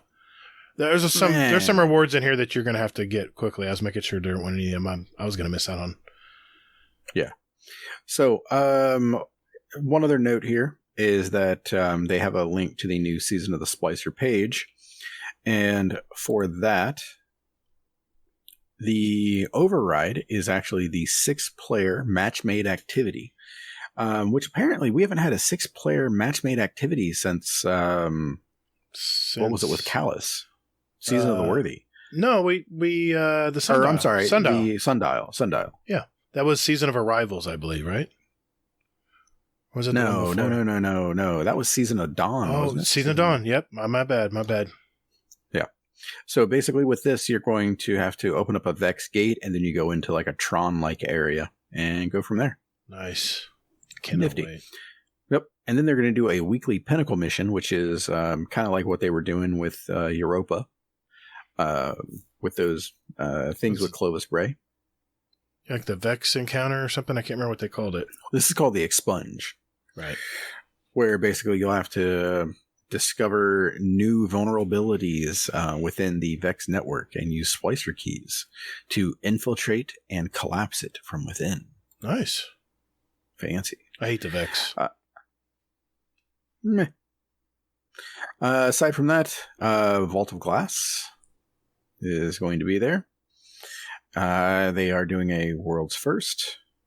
Hit us up for that because I need a team on Xbox and PlayStation and PlayStation. Gatr doesn't want to do PlayStation, so he's whatever. What? Yeah. No. I will be on PS5. For those who want to join me, doesn't matter. If you're PS4, that's fine. I need 5 other souls that want to try to get through the Vault of Glass. Yep, and I need 5 people with me to kick Gator's ass. So, all right, PlayStation, you heard it. He threw the gauntlet down. Let's go. Then they make a note here. Transmog is coming next season. And then there is something called an exotic that's going to be released. It's going to be 3 legs this time. So, with it, I'm trying to remember. They all seemed sort of... here we go. Star Eater scales. With this is for hunters, which look badass, by the way. Allows hunters to feast upon orbs of power, charging their super more quickly and making it more potent. Because isn't that what we all need? Oh, hell yeah. Okay, Titans, Path of the Burning Steps. Titan armor that converts solar eliminations into increased weapon damage and makes them more difficult to lock down with stasis.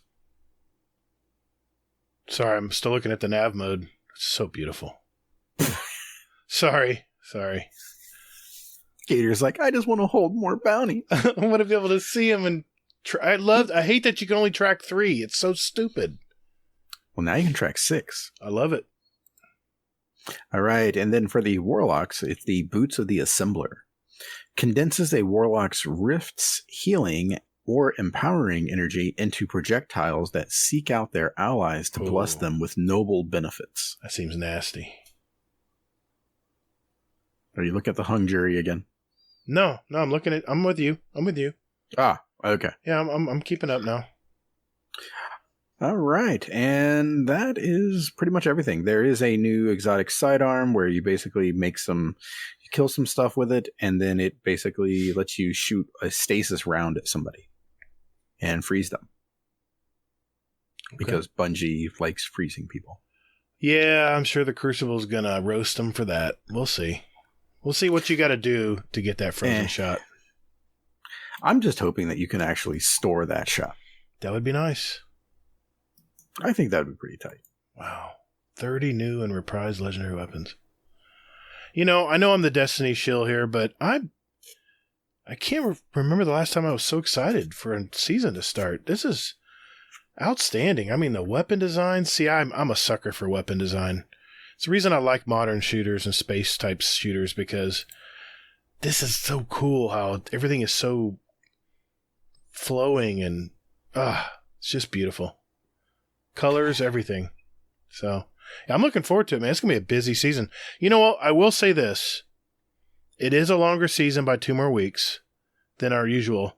But do we have like a time frame as to how long the season's going to last? Well, okay, I'm sorry. Oh, yeah, they did. Okay. Yeah, they did say it was August 24th. Okay. Yeah, it was more than 3 weeks. It was 3 months and 2 weeks. But it looks like we're going to have plenty to do meanwhile. So, and we're going to have seasonal challenges again. We'll be grinding through those to get the rewards for that. So I'm pretty positive here. I can't see a downside to this. I mean, I haven't, we'll have to see what the 6-man activity is. If it's not too repetitive, hopefully not. Yeah, it looks like the epilogue is going to be 2 weeks. So it starts August 10th and it's going to go through August 24th. Okay, there we go. It's just going to tie into the next season, I'm sure. You wanted that continuing story. That's probably what it's going to be. Something is going to churn probably weekly until we get to the new season. We shall see. Good deal. Anything else? No, that's everything. Anything? What are your thoughts? Well, yeah, I mean, I just kind of told you them, but I'm curious what you have to think about this as someone who's been sitting out of Destiny because the story's over with now. What do you think? I'm wait and see. Well, you know what? I mean, I'll be there. I mean, I'm going to dive in and I'm going to play and that kind of thing, mainly for the story. So yeah, you know what? Let's do this.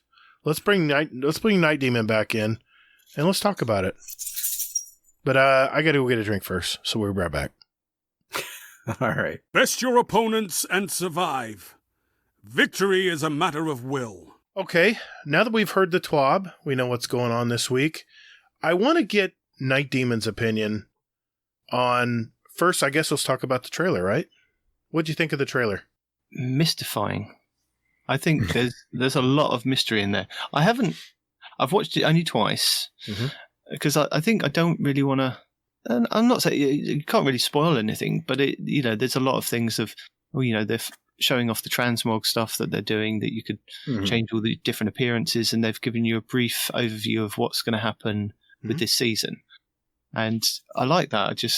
It's very short and sweet, to the point, not giving anything away really of what's actually happening and why we're getting the Vault of Glass coming back. Just that the Vex are the main antagonists, one of those ones, right? Which I'm glad, because that usually means very cool weapons. Those weapons look fantastic. Oh my god, they look awesome. I'm just drooling right now. What did you think, Hazel? What did you think of the trailer, man? I mean, it's one of those things. Like, I mean, okay, so truth be told, I've been out of Destiny for probably, I don't know, like 2 months. I don't know. Whenever the story ended, I basically fell off. Okay. So, I mean, it's this weird magical juice that Bungie has where they can pretty much put anything out in a trailer and make it look good. And I'm like, ooh, okay, I'll play that. And even Easy said, that's a hell of a trailer. Yes. He's like, I'm not going to play it, but he's like, but that's a hell of a trailer.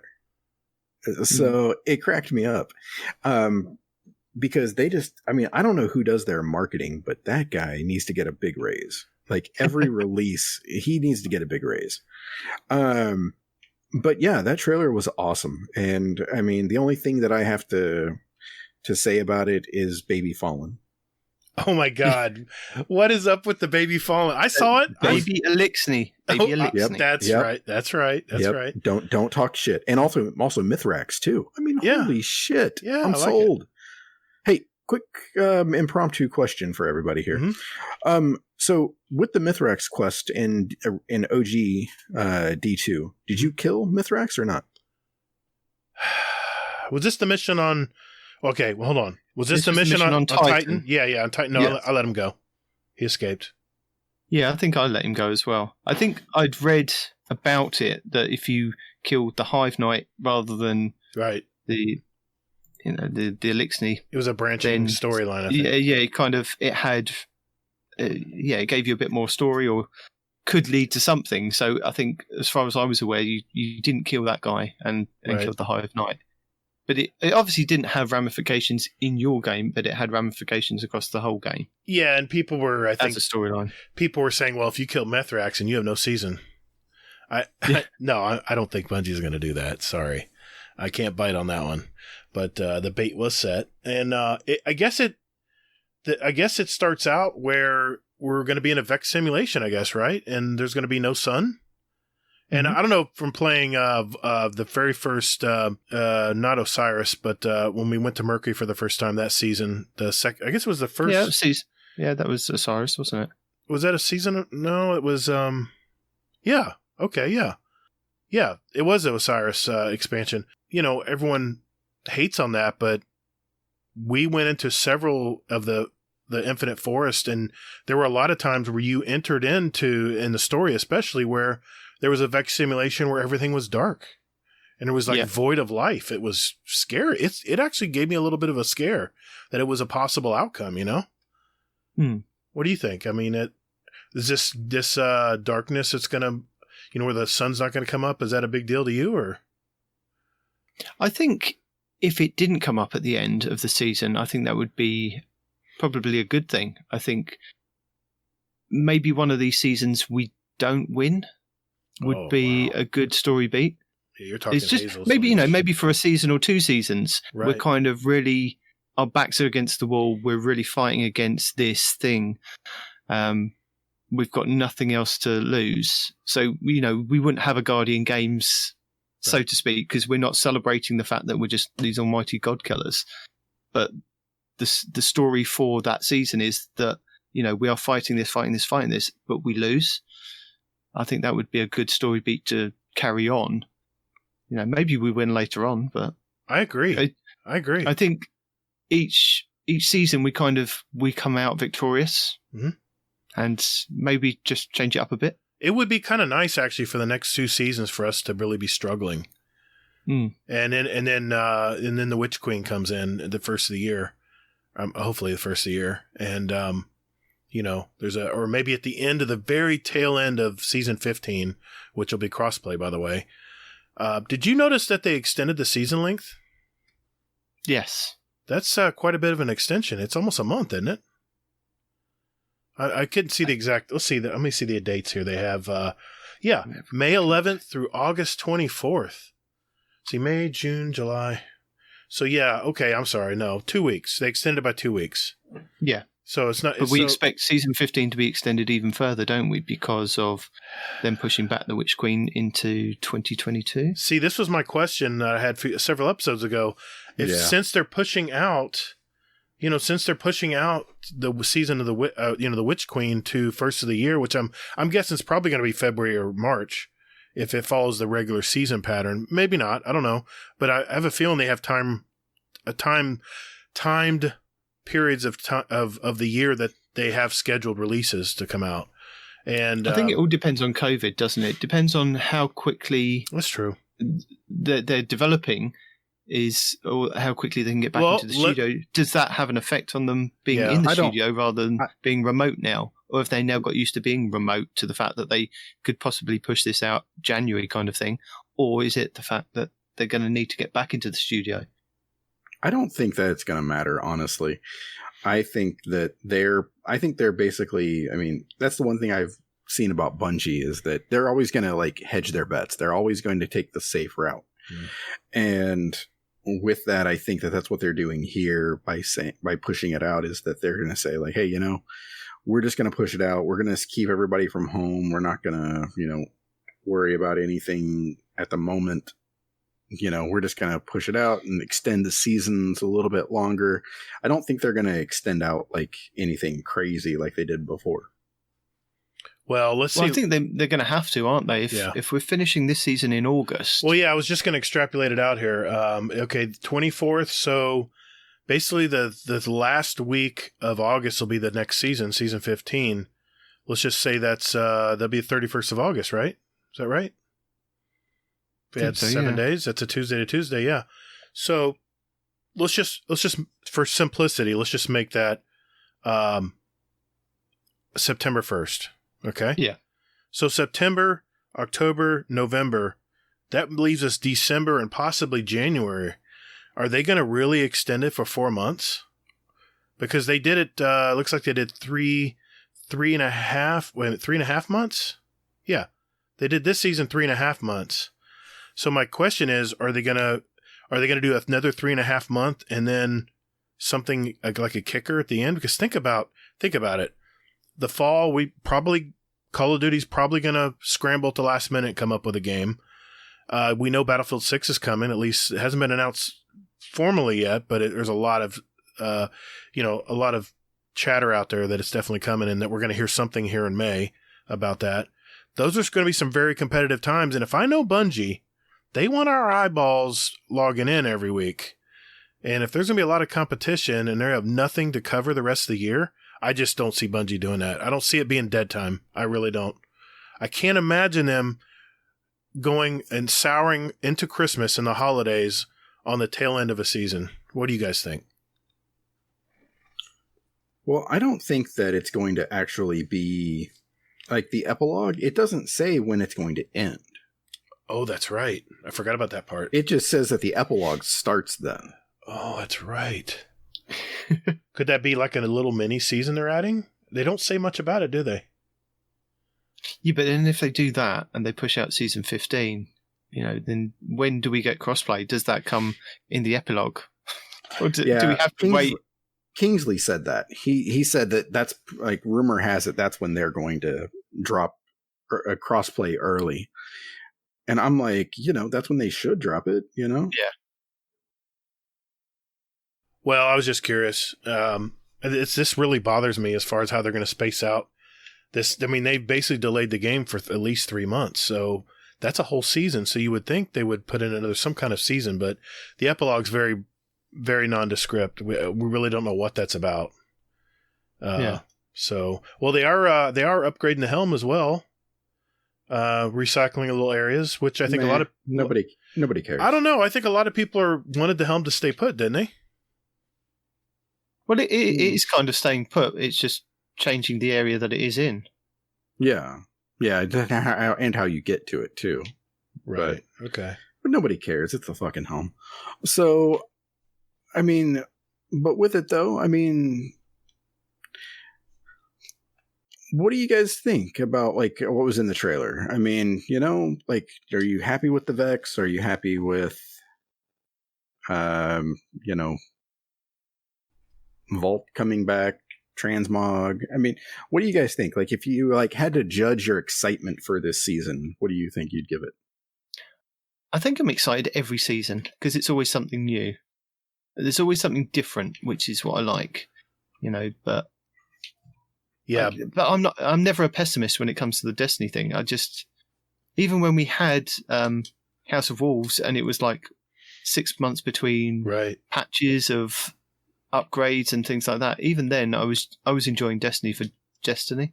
I was still I'm running probably not patrols. the best person to ask for that. I'm not either. I'm the total optimist too. I'm the total Destiny shill, quote unquote.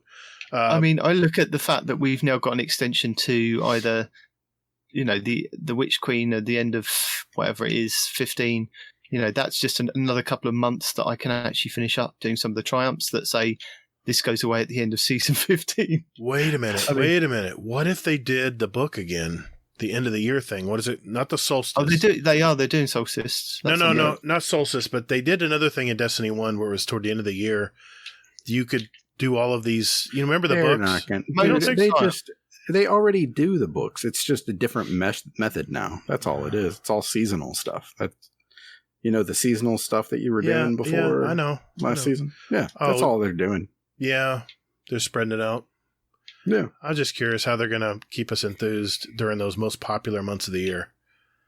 They had to have thought of this, man. They had to say, well, wait a minute. We don't have Witch Queen coming out in the fall competing with Call of Duty and other shooters out there. I don't know. They have to have something in their back pocket that we don't know about yet. I guess time will tell, but... Well, sometimes they don't. Sometimes it is just, that's it. That's the way that, the dice is rolled. Yeah. Unfortunately. Yeah. I just, a part of me, and this is my positive attitude with Bungie, and I always think they have a separate, like, emergency team that convened and are saying, okay, we're working on a little mini season. Let's go. Let's figure out what we can do here. And maybe we can... Yeah, pull this out of your ass, team. Maybe something for the completionists, or something like that. I don't know. Or maybe unlimited transmog. If they did something for the completionists, they wouldn't have taken away triumphs and things like that. So it's just... something just bothers me about this, that they're going to do, they got to do something between, you know what? It's all going to depend on what this epilogue is, whether this is an extension or some kind of new event that we don't know about yet. And they don't tell us anything, but now they did have a new 6-player matchmade activity. It kind of reminded me of Sundial, didn't it, to you guys? Yeah, for the most part. I think people have been asking for that, haven't they? Repeatable, farmable stuff. Yeah. A bit like the menagerie that we had way back when. Well, if those weapons are any indication of what we're going to get, I am in. I'll be farming that sucker. Yep. So one thing I want to throw out there is apparently there's some hubbub out there about Bungie doing a first, world's first for the Vault of Glass. Mm-hmm. What do you guys think about that? Apparently, some people don't like it because it's already been done. Well, no, they've acknowledged the fact that those other people did the world's first, and they're going to be on the title too. On the title as well for this one, but then there's going to be extra things that you need to do for this raid. So, Why not? Wasn't that Gathion's team? No, it was Datto. No, Datto hasn't No, won Datto one, hasn't has won he? one yet. I Yeah, thought it he was. did. I thought it was No. Professor Broman and Gathion, their team. It was, yeah, it was T-Rex. kind of, yeah, those guys that kind of came to the forefront, didn't they? Or were Very they? early with Destiny. Were they? No. Was there, I thought, No, it was Datto's team did no, this one. Datto's never won. They've never won. They did. No, I don't think so. Oh shit! Let me You gotta don look it my up. producer hat. You got to look this stuff up. Here, a little bit of Let's static. see. A little bit of static. Somebody. Yeah, I Okay. heard Okay. it too. Okay. Kind of cleared up, I guess. Yeah, I did. It's Hazel's brain thinking. Yeah. No, that's his rage. It's emanating into his microphone. Exactly. Mhm. All right, carry on.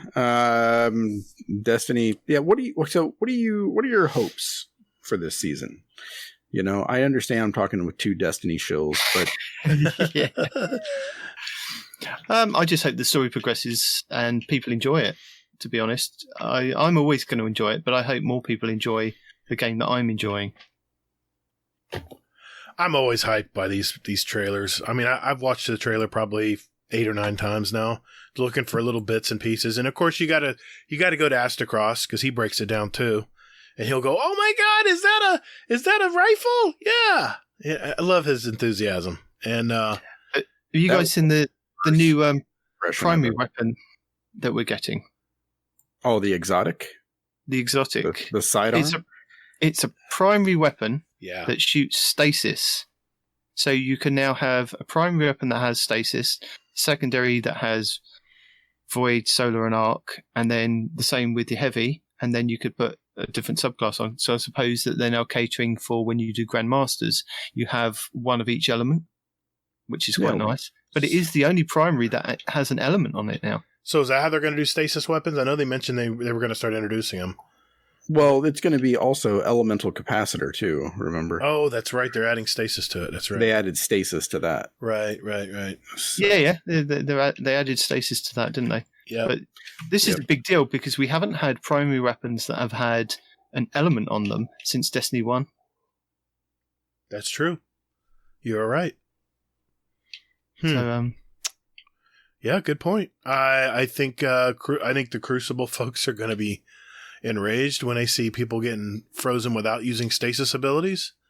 But if you looked at the animation on the gun, one, you have to kill 2 things back to back, looks like to me, and then you have to charge it and then fire the freezing charge. I mean, I'm thinking by the time you do all that, why don't you just throw, a frozen spear at them with one of your abilities, It seemed like a lot of work to get just one ad frozen or one player Unless you frozen. can store that. If you can store that charge, Maybe that's it. that might work a little better. So yeah, I was wrong. I don't think Datto has one. No, it he looks hasn't. it looks like Redeem. no, did. because he's always complaining that he hasn't won one. He's Got close. I think he's had seconds quite a few times with his team. Yeah, it's like he's been cursed. He can't pull it out. I don't know. Yeah, it looks like Redeem has won a shit ton. Yeah, they have. In Quick. the middle years they dominated. Well, no, I mean like Prestige, Spire. Who won? Who's first for Vogue? Vogue was Prime Guard. It was I think it was probably before all those groups. nanowatts. And that it took 14 hours. Nanowatts? I wonder if that's Miss 5,000 watts. No, I have no idea. don't think so. No? Okay. But I think this is going to take quite a while, isn't it? And we're not entirely sure whether it's going to be. We were discussing it last week, whether if you fail the encounter, do you then have to then go back to orbit and back down and do the encounter 1 and then get to the next one? And if you fail the next one, you go back and have to do the first one. Right. Is it that kind of raid Oof. mechanic? I'd love it though. Yeah, they didn't say whether you went to orbit or whether you just kind of, because it just said you wipe. Yeah, which could mean anything. Yeah, we'll see. I mean, I think it'd be fun if they did make it like a back to orbit kind of thing. I think Hazel talked about having an Xbox part of our clan against the PlayStation part of our clan. You know what? I think this would actually work because most of us know how to run VOG. It's not like we're going in blind. We actually know how to do the raid. So it kind of puts everybody on even footing. Because people who can figure out stuff really quickly, the first day one raiders, I'm not so good at that stuff. Just tell me where to go, tell me my job, and I'll just do it. I'm that kind of guy in a raid. But I'm just curious because a lot of people, let's just say, know how to run VOG. So this might actually be a worthy little fun competition in our clan. I hope we can get this put together. Yeah, exactly. And then get the Guardian Hub and Two Titans and a Hunter group, whoever they are. Get them, see if they want to do it too. Yeah, I was talking to King. Not to interrupt, but I was raiding with Kingsley. We got all thumbs through his first Deep Stone Crypt last night.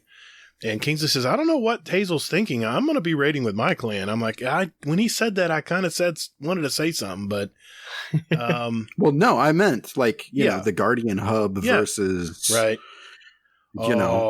Kingsley's going to be all over that. He's so competitive when it comes to raiding. Exactly. Exactly. Yeah. No, I didn't mean that he was going to, join us and that kind of thing in the raid. No, I meant like the Guardian Hub versus, and their teams versus us and our teams. We can have our own little day one race, Yeah, exactly. Yeah. Maybe the Frozen Clan can participate. We'll see. Yeah, exactly. We're not that organized. I think there's a bot, though. There is a bot somewhere. Yeah, there is. So that's cool, though. But yeah, so no, I didn't. No, Kingsley, think about it, man.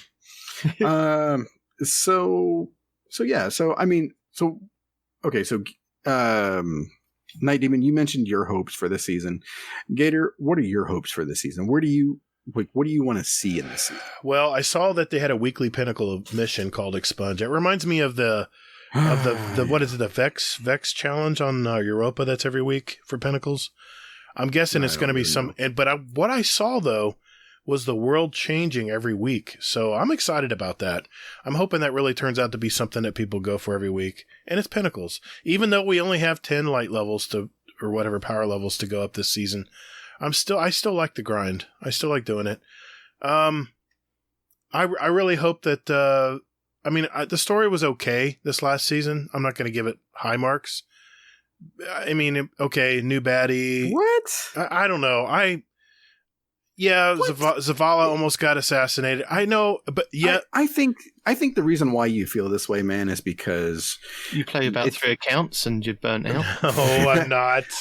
Well, no, technically the season's been over for probably like 2 months. Maybe that's it. Maybe it's... No, Hazel, it hasn't. And I got upset with you when you said that you kind of ducked out with when the season ended. Because the season actually ended this week. Yes. If you'd have actually played the Glycon missions each week and collected your lore, this was the last week to then finish off the story beats, because you'd find out what actually is in the ship at the end. Right. Okay. And as a little hint, if you've been collecting those lore pages and you've been opening the little doorways and data pads and collecting the different things, last week was week 11, so I'd done that and I'd collected the previous weeks as I run through it. And what I would kind of do is just wait until the next week to run through it, rather than run it through twice each week to go and collect the data pads again. Because the further and further you get in the ship, the further and further you have to go and get the data pads to the point of the last one is in the last room. Right. So what I was thinking was, if I get to the last room, I go into my triumphs quickly, click on the triumph to say, yes, I've completed it, to unlock the lore, which then gives me access to the data pad, which it did. So I was able to collect chest 11 as I was running through. And then I collected the last chest on the very last time that I did the Glycon today. Yeah, it was today. And I was able to, because it gives you like about 50 seconds at the end of the mission. So I was able to go and click the triumph, then go back and then pick up the data pad, which is hidden over the back, and then jump down and go into the secret room underneath. I didn't know that. Pick up my last chest. Didn't know that worked that way. And what's in that final chest? I heard rumors. I think I got a helmet. There's no Ascendant Shard? Oh, I got that as a separate drop. Yeah. Yes. That's pretty sizable. How much does it cost? You need 50,000 Glimmer, and a crap ton of enhancement prisms to get an Ascendant Shard. So I think that was a worthy, for doing all the work. Yeah, it was 12 weeks of keep playing the same mission, and I enjoyed playing it solo, which was quite nice. I found the first week, because where I was on and nobody else was on, I ended up soloing it and solo flawlessing it, and I really enjoyed doing that. Right. I enjoyed doing the Harbinger one as well, working that out, doing that solo. I can do those, but I can't seem to do the Shattered Throne, and I'm giving up on that at the moment. Yeah, that one's hard. I gave up on that one. Yeah, that's a tough one. There's just so many. Yeah, I made it all the way to that middle boss. Oh, the ogre. The ogre. Yeah, the ogre. That's what holds me up. That's what holds me up. Yeah, that holds me up as well. Yeah, I made it all there solo and without dying, and then it was just all went to shit after that. Well, you have to cross all those beams. It's precarious. And what's the ogre do? He pushes you everywhere. So there's no beams there. What? No, getting to the ogre. To the ogre, on those. You got snipers everywhere. I mean, vandals everywhere sniping you as you're trying to cross that. But the ogre is a stopping point for me too. Well, we talked about the trailer. Is there anything else we want to mention about going to next season? There's 4 Iron Banners, which I like. Yes, every month. Sorry. You know what? I cannot wait to get a Series X, because I want to be able to play some Iron Banner with Nitedemon. That's always been my wish, because I know you love Iron Banner as much as I do. I do. I don't know what it is. I can't figure out why I take all that punishment, but I love it. You don't actually need a Series X. You just need to blow the dust off your Xbox. And then you can play with I'm sorry. I'm playing at 120 frames at 4K right now on PS5. Do you really think I want to go back to 30 frames at 1080? I'll get sick probably. Once you get acclimated to this new resolution, it's really hard to go back. I'm sorry. How's the air up there with your nose up in the air? I'm not. Hey, you got an Xbox Series X. You're one to talk. I'm not saying anything. I'm just simply, I'm not saying that. I'm more than happy to jump back on my PS4 and help anybody with something. Right. But I'm not like, oh, my eyes. Well, I tell you what, I'm looking at these weapons now. Fantastic. Yeah. Man, what designs. It looks like a pulse rifle. What? I can't even tell what kind of rifles they are. They're that bizarre. The new versions that you're talking about. Yeah, is that a? It looks like a grenade launcher, maybe, because it's a pretty big. Maybe a sniper rifle. I can't. Yeah, I see the pulse. I see the scout.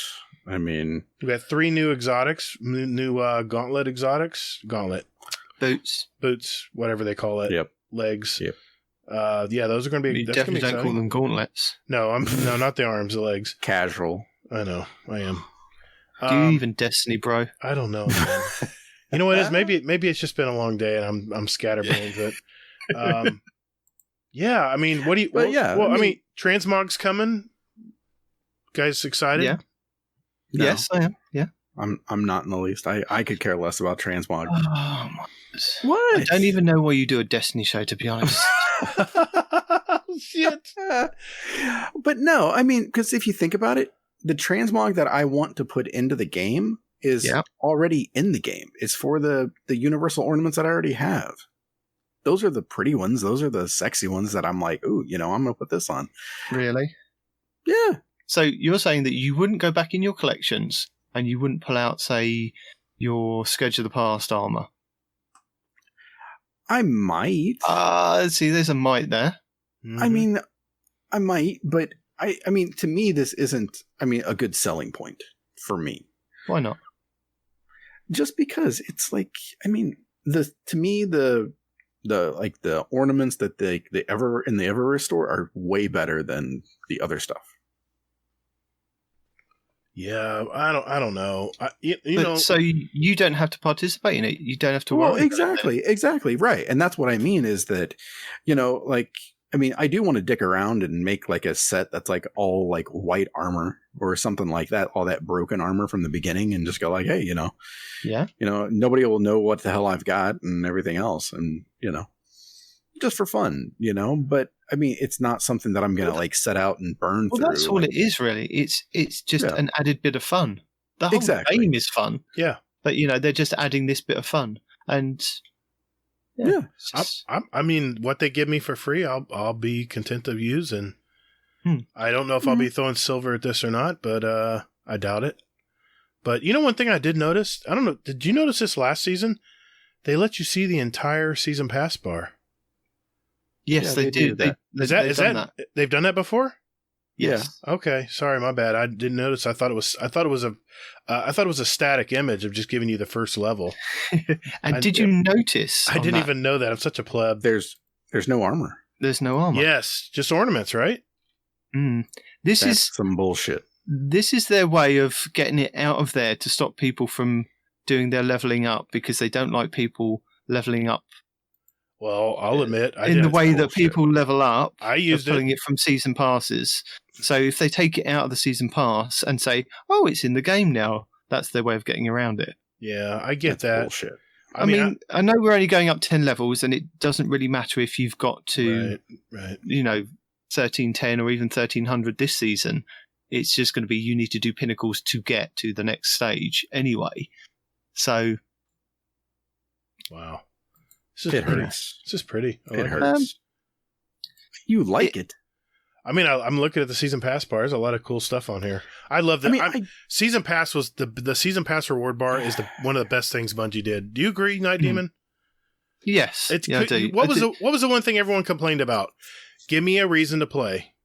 Let me get stuff for just playing, right? For just playing the game. Well, here you go. You got a season pass bar. The only thing that I disagree with is the amount of exotics that you get on there. Like, I understand that new people coming into the game would like exotics, but as a D1 vet, just how hard it was to get exotics to drop, and you'd have to wait for Zer to come around and see if you could roll the dice with him, if he had anything, or you just had to do the high level content to get a possibility at these things to drop. I think. Well, not to mention you get the new pistol right off the bat, level 1, boom. Yeah, it's just they kind of made a rod for their own back with that. It started off. It was two exotics, wasn't it? You got one in there, and then one further on down the track. Right. And they stopped that, and it was just the one. But then the exotic engrams that you can get, I mean, there's like about 5 or 6. If you pay a lot for the season pass, you get like quite a lot on the premium track, and then you get 10. Quite a few on the. Yeah, you get 10 exotics. Right. And I know that's not a lot if you're starting the game and you're playing all 3 characters, or even if you've been playing the game and you've got all 3 characters. But it should be in-game rewards. You get enough from kind of just doing the 1270 match-made Nightfalls. You get exotics to drop. The exotics drop a hell of a lot more in this game than they did in Destiny 1.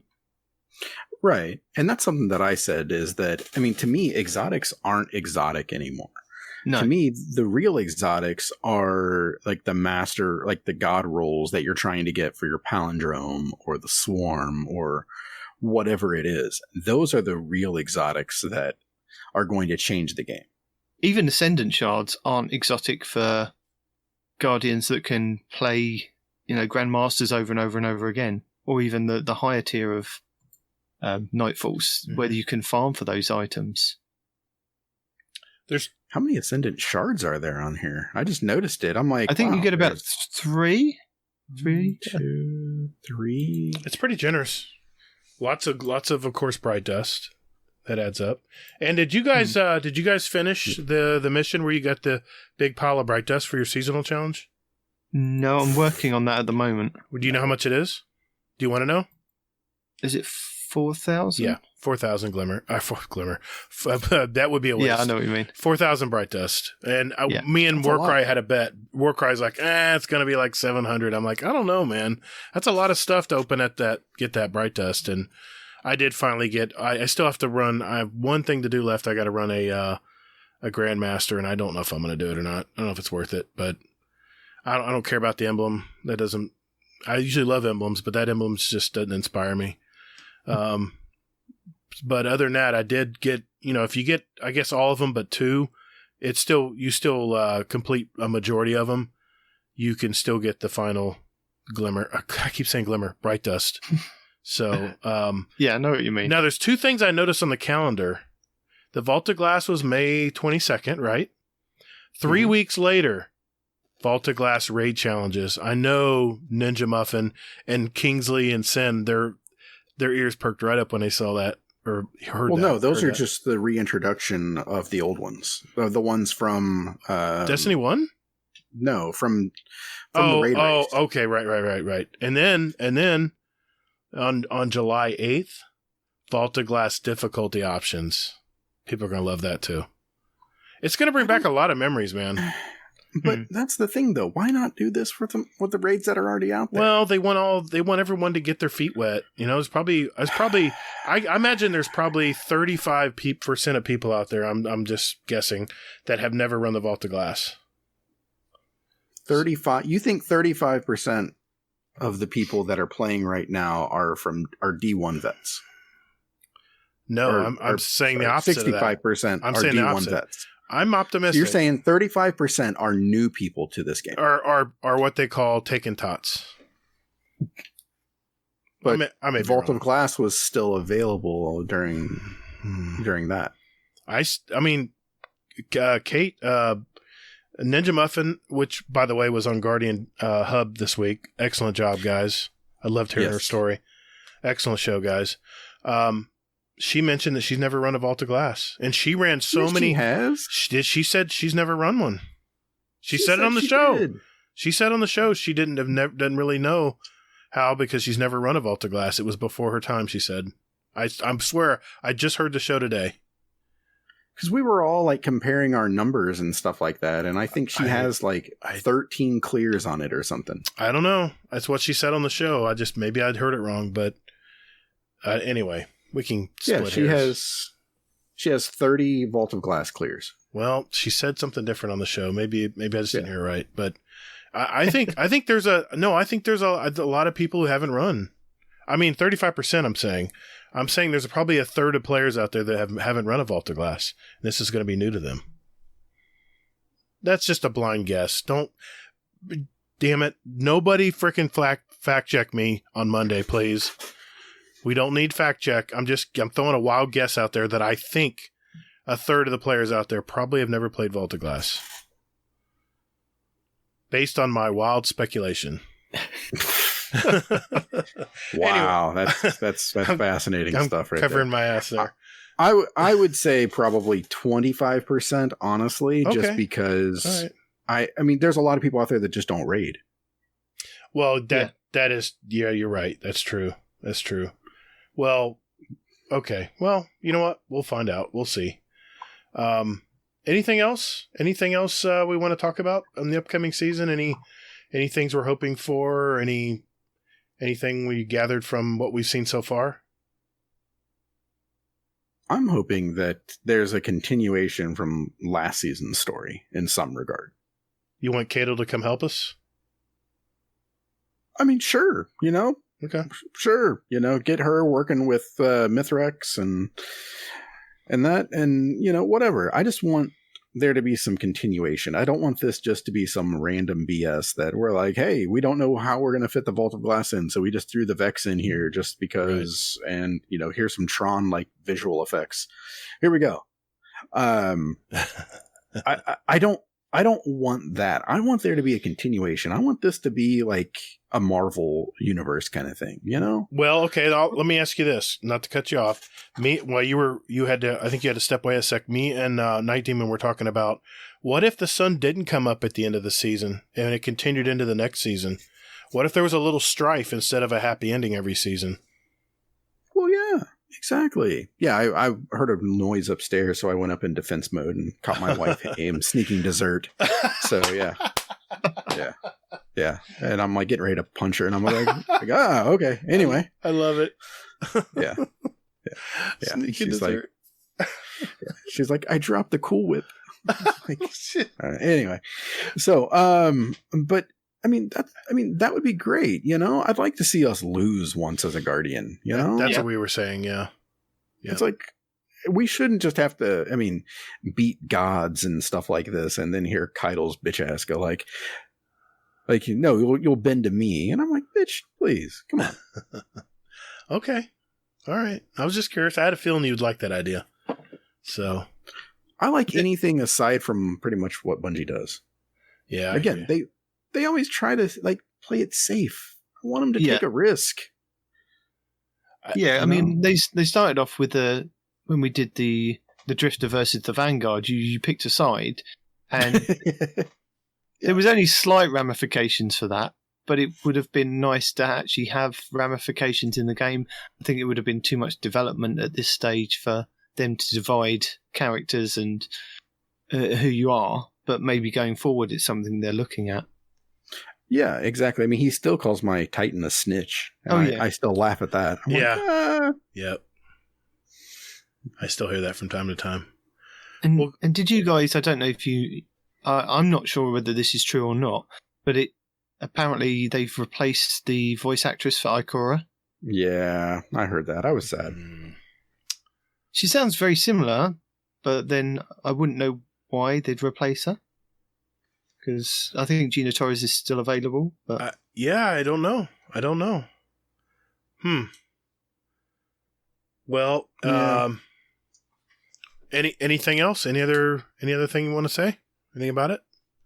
I mean, we don't know a whole lot yet, right? It's just this is our expectations. This is kind of the first step on the next season. And all I know, badass trailer. I love the calendar. I love the weekly events. I love the season pass bar. Other than, I agree on the exotics. They're definitely handing them out like candy. Anything else closing out? I like the thought of Mithrax. Yeah, I do. Yeah. Now, did we see Mithrax again at the beginning of that mission for the pulse rifle? Was that him? Outbreak. Yeah, Outbreak Perfected. Was that him at the beginning? Yep. All right. Yeah. Good. I like it. And I think it's on the actual page for Season of Splicers, or Season of Splicer. It shows Mithrax and the background of Scourge of the Past. And then I think further on down, there's a picture of a servitor. And they were saying that has something to do with the helm. Oh, right. So, I saw that too, yeah. Yeah, people were speculating whether, he's gone back to Scourge of the Past to salvage some of the parts from that. And that's... Oh, yeah, see that. That's going to be in the story, which is going to be interesting. That is. Yeah. That'd be kind of cool.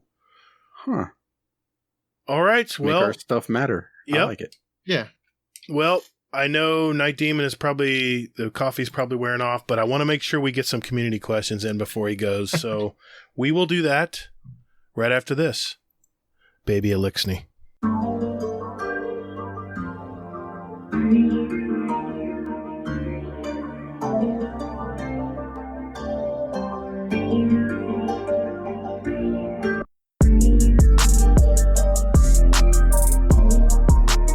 Hey Guardians, would you like to send us a question for the show? Well, there's 4 ways to do it. Number 1, join our Discord server. There's a join link in our show notes. We have some great gamers in there, by the way.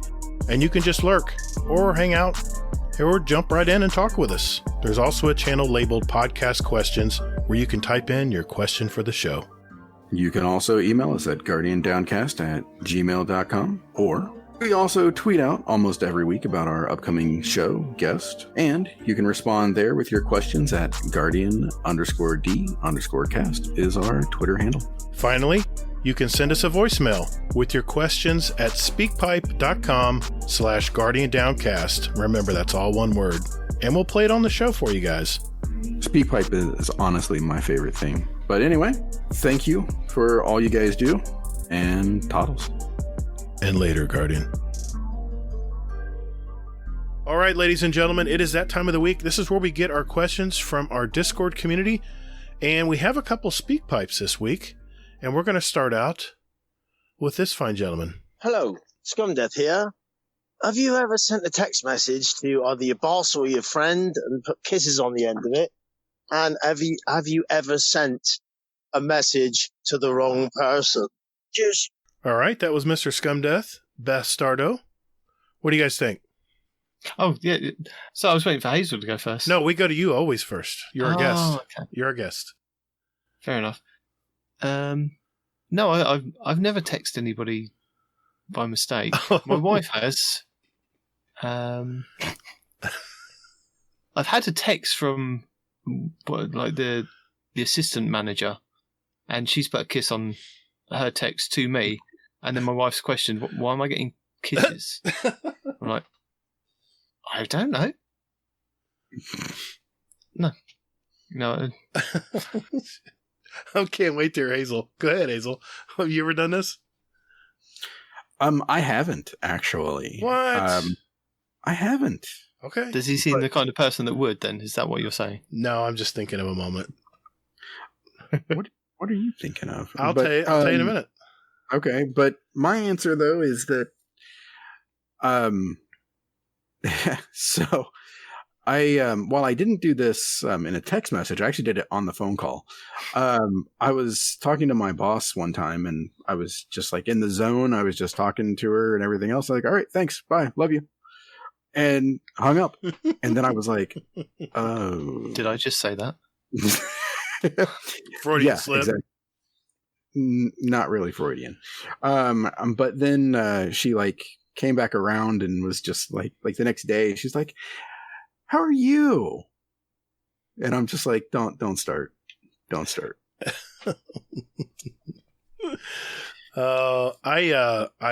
Obviously my cell phone, I use my business through it, and I have all my clients on. I text a lot of my clients as well as in my personal life. And I sent a text accidentally to one of my clients who was female, and I says, "Hey, you want to meet up?" And meet up, with a little kiss, right? Little kiss and a heart after it. It meant to go to my wife, and thank God she was a good sport about it. But she sent me things saying, "I don't think this was meant for me."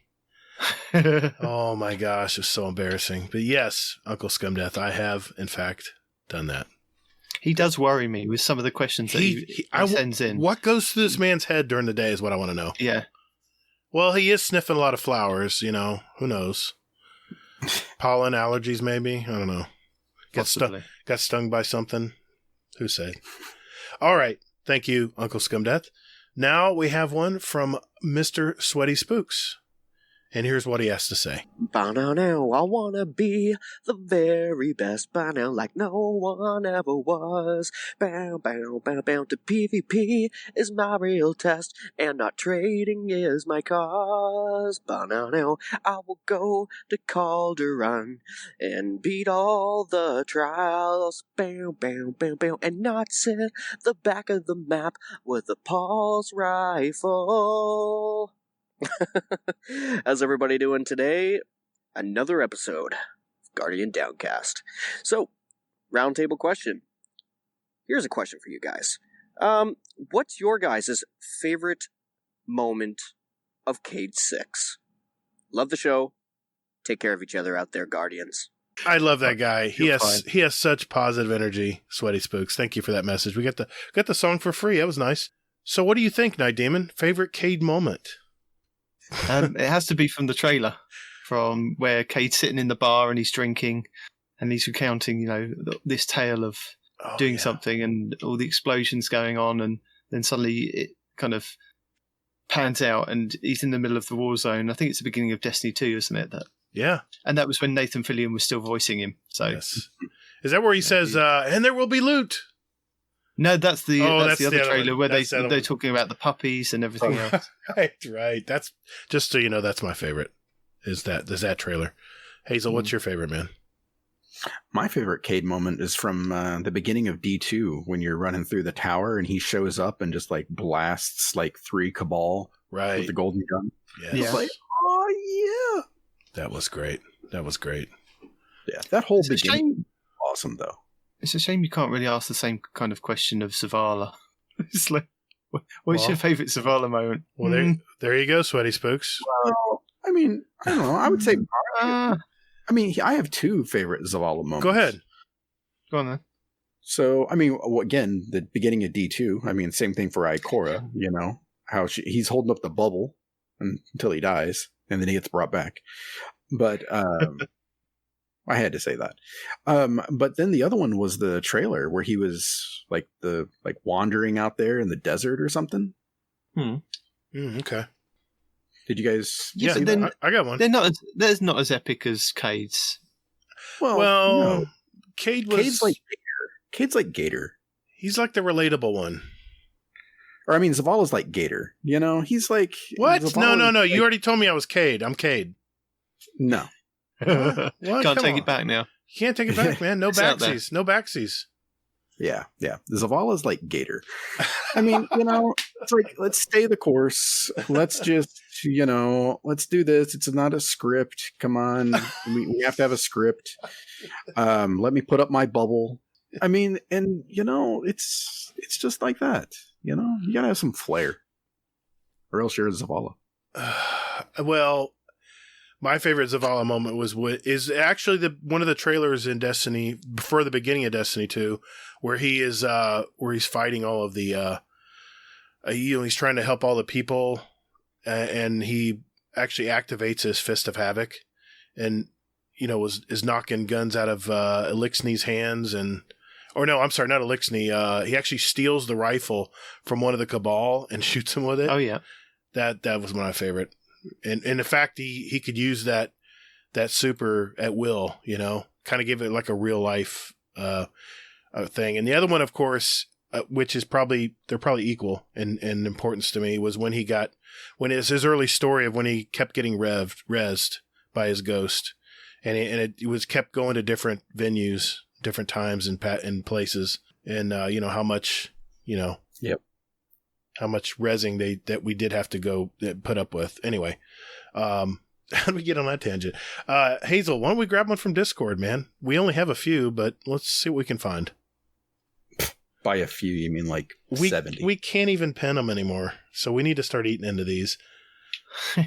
So, yep. Go for it. All right. So, all right. I got to go with this one. So, question for the show. What is better, Baby Yoda or Baby Fallen? The Smallin. Baby Yoda. Really? Always. Oh, no. Those eyes, man. Those Baby Elixni got me today. I don't care. Baby Yoda. Nah, I got to go with the Elixni just because I know less about them and I'm curious. Those things could kill you and eat you or something. Probably. Don't know anything about Have them. you ever seen Baby Yoda? Well, they look cute. He eats a lot of stuff, too. It's like that scene out of Galaxy Quest. Oh, look at the cute, sweet little aliens. They look so cute. Look at the hurt one. Oh, no. And then they start turning on each other and killing each other. That's true. You never know. You never know. That's a good answer. What is yours, Hazel? Yeah, I got to go with the Smallin. Okay. Right. All right. You know? You know. I like that name, Smallin. Yeah, everybody likes Baby Yoda until they find out he grows up to be Palpatine. Huh. Oh, God. All right, I have to ask this one from Chubby Wizard. He has such good questions.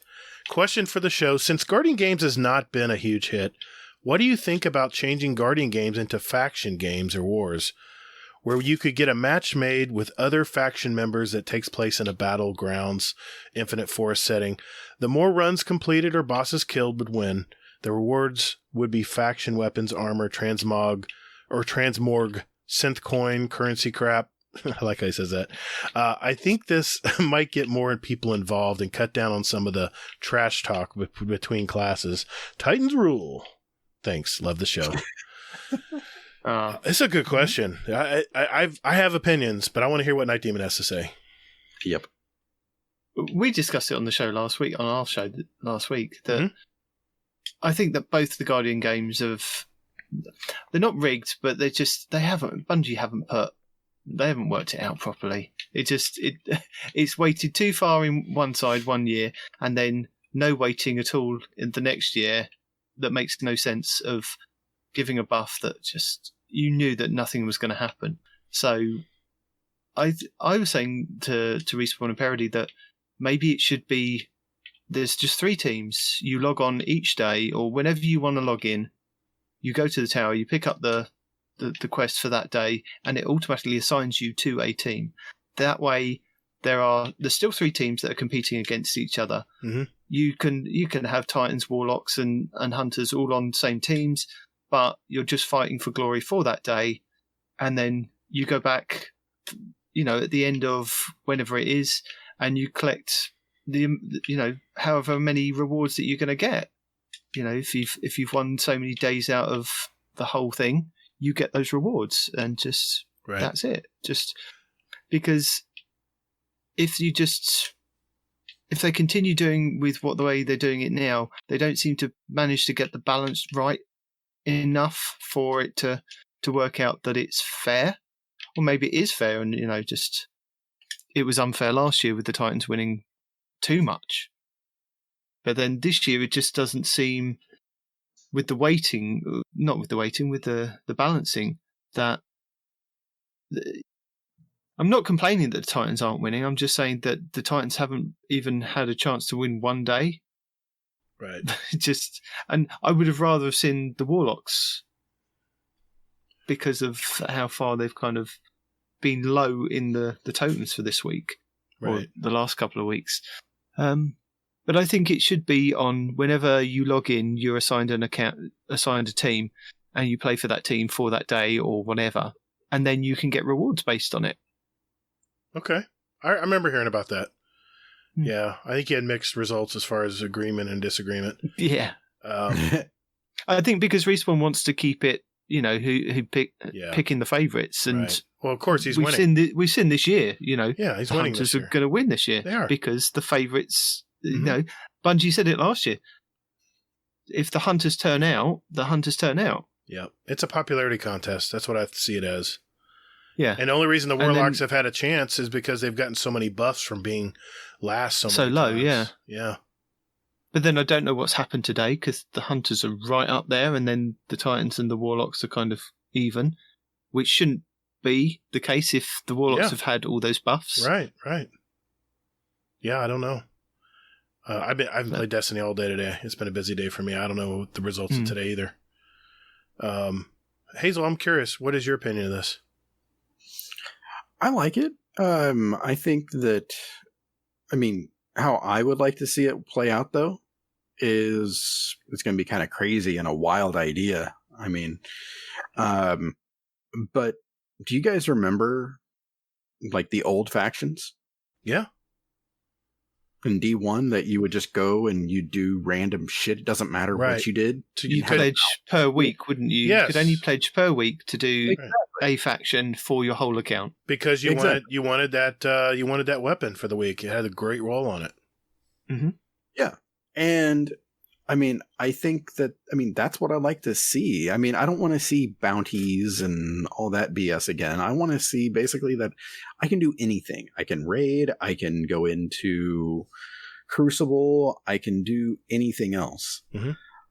I like the steps that they're taking. It just seems like it just sort of surprised everyone this season. Like, oh shit, we got to do something for Guardian Games. What are we going to do? Wow. And they were like, what about strikes if we put like everybody together for that? And I like that idea. I love it. I love it.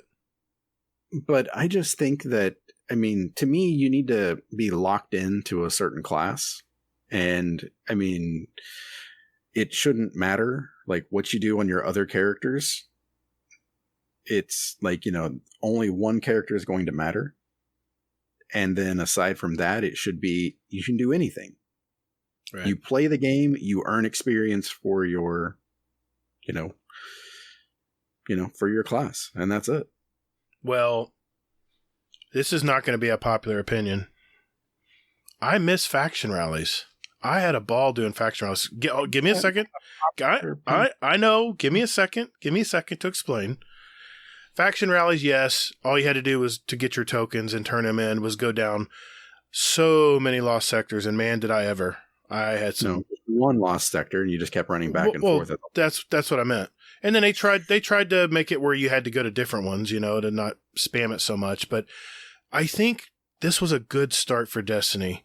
What if you could do this once a month, just like Iron Banner? There's a faction more. You go in, you pledge to your faction, and you don't know what the weapons are until you pledge. It's all blind. Not based on weapons or armor. Yeah, but you say that, but once one YouTuber pledges, they'll tell you what that weapon Well, is. okay, that's fine. That's fine. But once you pledge, you're locked in. But what you do to get around that is an easy answer. You make one weapon. Okay, share amongst them with just a different skin? Maybe? Yeah. Okay, I could go with that. And one weapon. Okay. And maybe one kind of armor sets and stuff too, but just different decals, right? No, I'd like to see different armor altogether. I love the ornaments too. The ornaments were beautiful, and then of course they threw in some of the catalyst on some armor and weapons as well. But think of it this way: you choose your faction for that month, just like you would Iron Banner. You know, you're committing to getting all the bounties done or the quests done in that one character for Iron Banner. Yes, I know. I realize you can do the others too, but once a week, you have a whole week to do it. You pick a side. You pick a team, one of the 3 factions, and I know they can do this because they're already doing it. Put only people in your faction on your team, whether it's Crucible or Gambit, and strikes would be different. Maybe strikes you would put all the same class together. I mean, all the same faction together, but not against another faction. So I'm saying, because it's not a PvP game. But I'm telling you, that would bring so much energy and excitement. Because I don't know about you, but I'm a Future World Cult guy. I always liked their weapon designs. I always liked their platform. And I know everyone likes the moody people over there around the corner from them. Hey, I was New Monarchy just because they had the best shaders. Well, yeah, and it helped that Triple Wreck was over there too. So, but I think you're onto something here. I think it should be something that you pledge to monthly for your whole account. Yes, and you have access to a set of weapons for that faction, right? That rotate each week. That's so you great. Don't know whether you're going to get a god roll of a hand cannon one week and then I said weekly event, but it would be great to have a monthly because you'd have only one chance per month to switch sides if you want. Yeah, because imagine if you pledged to somebody that was selling that had hand cannons for that faction, and then another one had like pulse rifles, right? But that had the god roll pulse rifle, but you pledged to the one with the hand cannons for that month, right? And there's no way of you kind of getting it, and then next month you're not even guaranteed that roll's going to come back up again. I love that kind of that thing, and I miss having getting those exotic class items for your characters for doing the different pledges. And I think it was something ridiculous in Destiny 1, but you could get a class item for each. That's right. I remember. Character, couldn't you? I remember that. Which was quite nice. And you could wear double exotics because it was an exotic, say, cloak or butt cape or. It would be kind of be like Destiny 1 was, except you could change factions every week in Destiny 1, but have it go on for the entire month, but then have a rotating. That way, if you picked Future World Cult and your first week weapons were like, I should have picked the other guys, and then the next week something comes around that's really nice, like a nice fusion rifle or something, then you're committed. You're committed. Yeah. You know, your account that account is committed. And of course, I'd have several accounts, so I just spread my risk upon all of them, but still. Yeah, but you wouldn't be able to kind of collate. No, I wouldn't be able to collate all those god rolls into one account. No, I wouldn't. That's the problem. But here's the thing, though, is that I don't think Bungie would do that. I think if anything, Bungie would say that, they'd give New Monarchy a pulse, they'd give a hand cannon to Dead Orbit, and then they'd give a sniper to Future War Cult or New Monarchy or whoever it is, the third one. And what they would do is they would just put those on a rotation where they would move the sniper from one to the other. Right. And they would do that because Bungie is all about the fairness. They don't want anybody to be. They don't want your choice to dictate that you sucked at something. That's easy to fix then. So instead of the old faction rallies where they put new weapons in every time it came around, which I think was once a quarter or something, I can't remember. You would have the same weapons for the year. And then you would know what's coming in the rotation. So if you were on the other side and you really saw an awesome Future World Cult sniper rifle that you can't get this time around, but maybe next time. But no. That's not it, man. That's not the answer. Because to me, like there's people that don't want to play as Future War Cult. Right. Oh, you're saying move the actual weapon archetypes and then put them in a new skin. Or do what they did before, that you could not be pledged to that faction, but you have to pay through the nose to actually get that reward. So say that it has to be, you have to pay like 250,000 in Glimmer. Right. You have to spend a shard, but you can have that reward even if you didn't pledge to them. But you got to pay because you weren't part of the. You've got to pay through the nose because you decided you wanted to stick with Dead Orbit Respawn. There you go. For the rest of your life. Then it's fair. I love that. In fact, there's some weapons I actually saved up. The 100,000 Glimmer or whatever it was at the time. I can't remember. But I remember paying one time. I was like, man, why did I not pick these guys this month? But I'm telling you, this is a subplot, sub/story that Destiny has not viably taken advantage of, because this is content. It's already there. It's already there. And all you have to give is people a reason to play. And this would be one way of doing that. Anyway. I know we could talk all night about this, but we could, yeah. I mean, we could have a whole show just on factions. We really could. And then we can bring Not Arf in here to talk about faction lore, but we won't do that. So Hazel, let's keep it going, man. Let's get another question. I think if you wait another hour, he'll be up. I'm telling you, just trade one of us to another. We will never get through these questions. They're good questions, man. I can't help it. All right. What else? What else we got, Hazel? All right, so here we go. All right, question from Golden God. Question for the show. Who is in control of the thermostat when at home and driving? This is so funny. Nitedemon. I am, secretly. I just don't tell my wife that I keep turning it up. And the same as when I'm driving, I'm the one in control of that. Oh, wow. Even when I'm not driving. I'm in control of the music as well, which she hates. Even when I'm a passenger, she keeps coming up with these rules of, it's the driver that chooses the music. Sometimes, I let her win. And how long you been married, Nitedemon? Oh, God. Oh, boy, you had to think about it. Hang on. 17 years. Okay, you're getting up there. You're starting to understand. Okay. No, I will never understand. And well, she will never. Go ahead. I'm sorry. She keeps changing the rules. So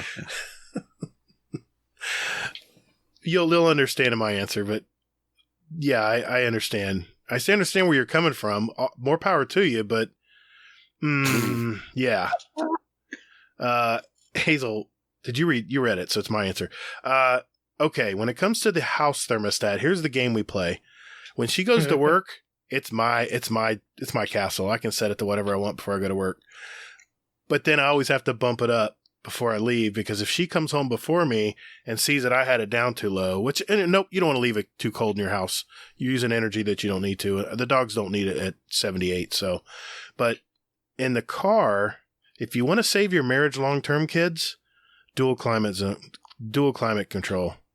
Because that, I'm telling you, my wife doesn't like any kind of cold air, but yet she wants to live up north. I don't understand this logic, but she doesn't like cold air on her face. She doesn't want to, I don't know, get dry skin. I don't know what it is, but she's very sensitive to cold air.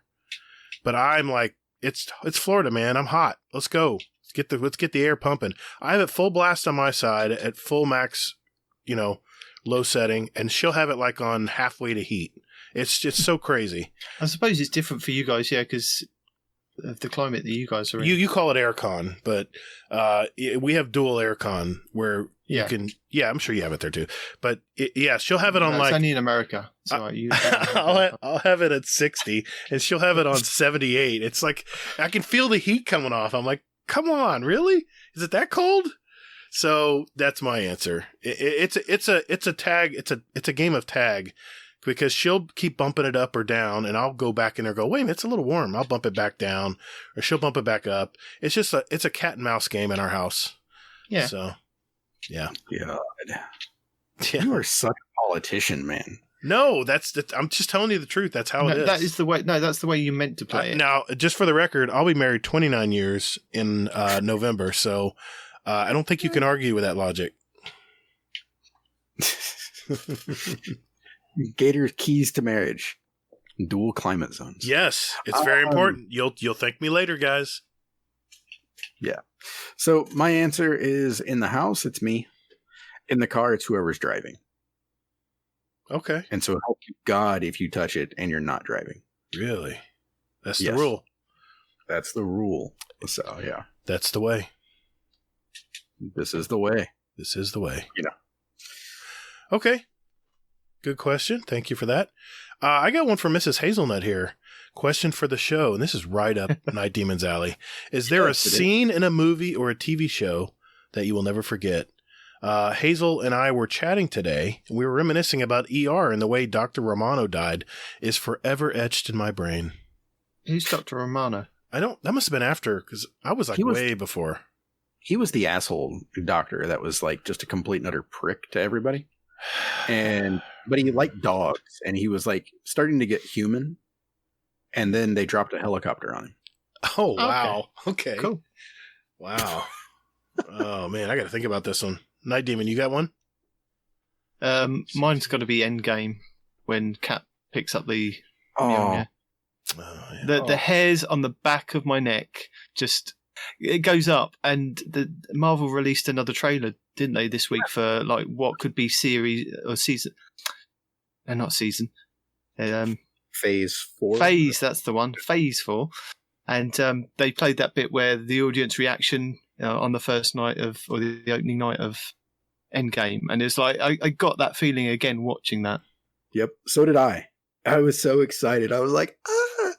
I mean, it's not something I wasn't ever into kind of comics when I was younger. So it's not something I kind of knew about, I've only known like the movies kind of thing, apart from the Incredible Hulk when I was growing up with Bill Bixby. Right. Mm-hmm.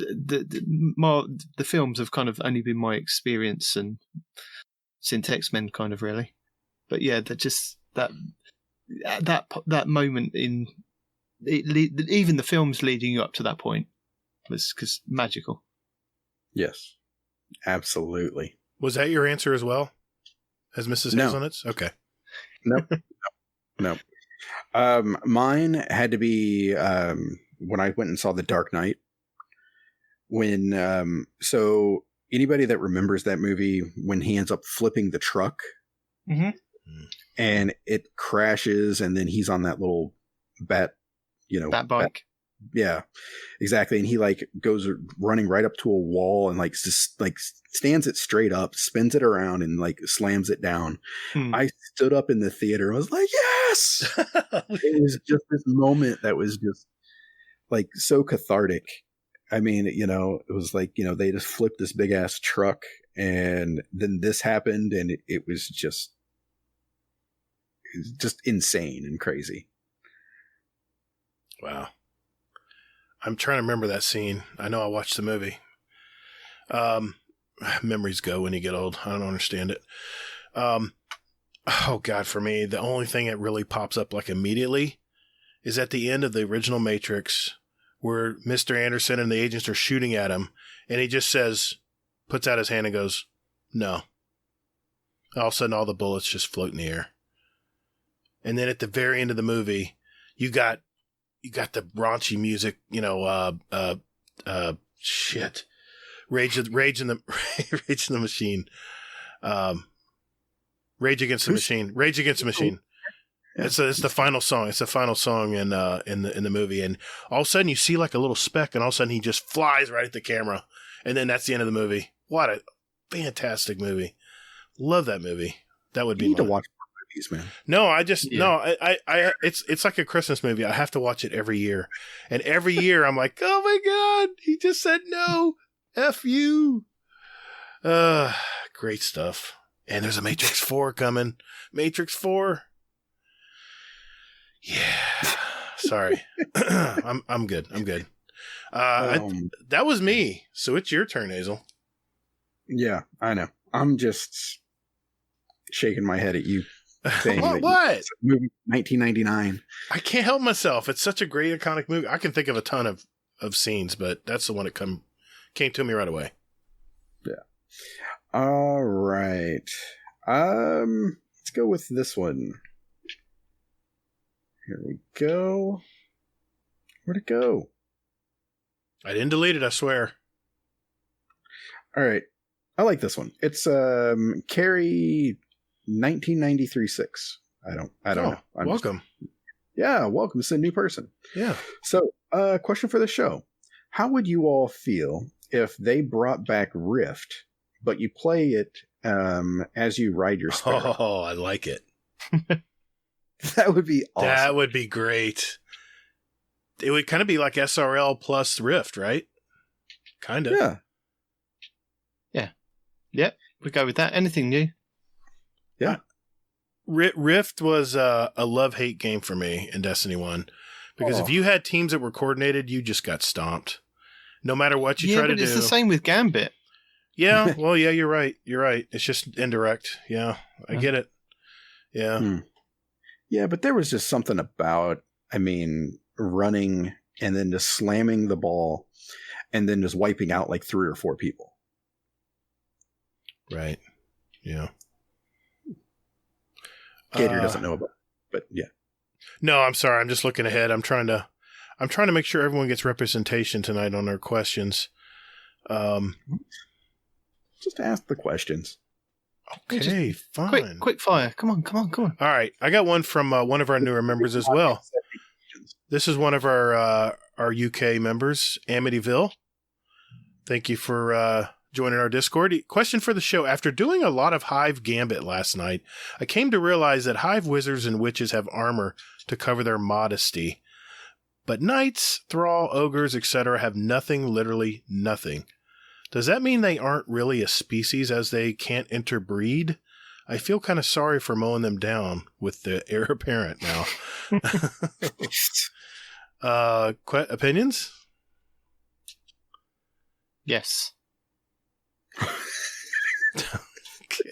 I don't really know how to answer that. Well, at the moment I'm fighting Hive in Gambit, and yeah, he's right.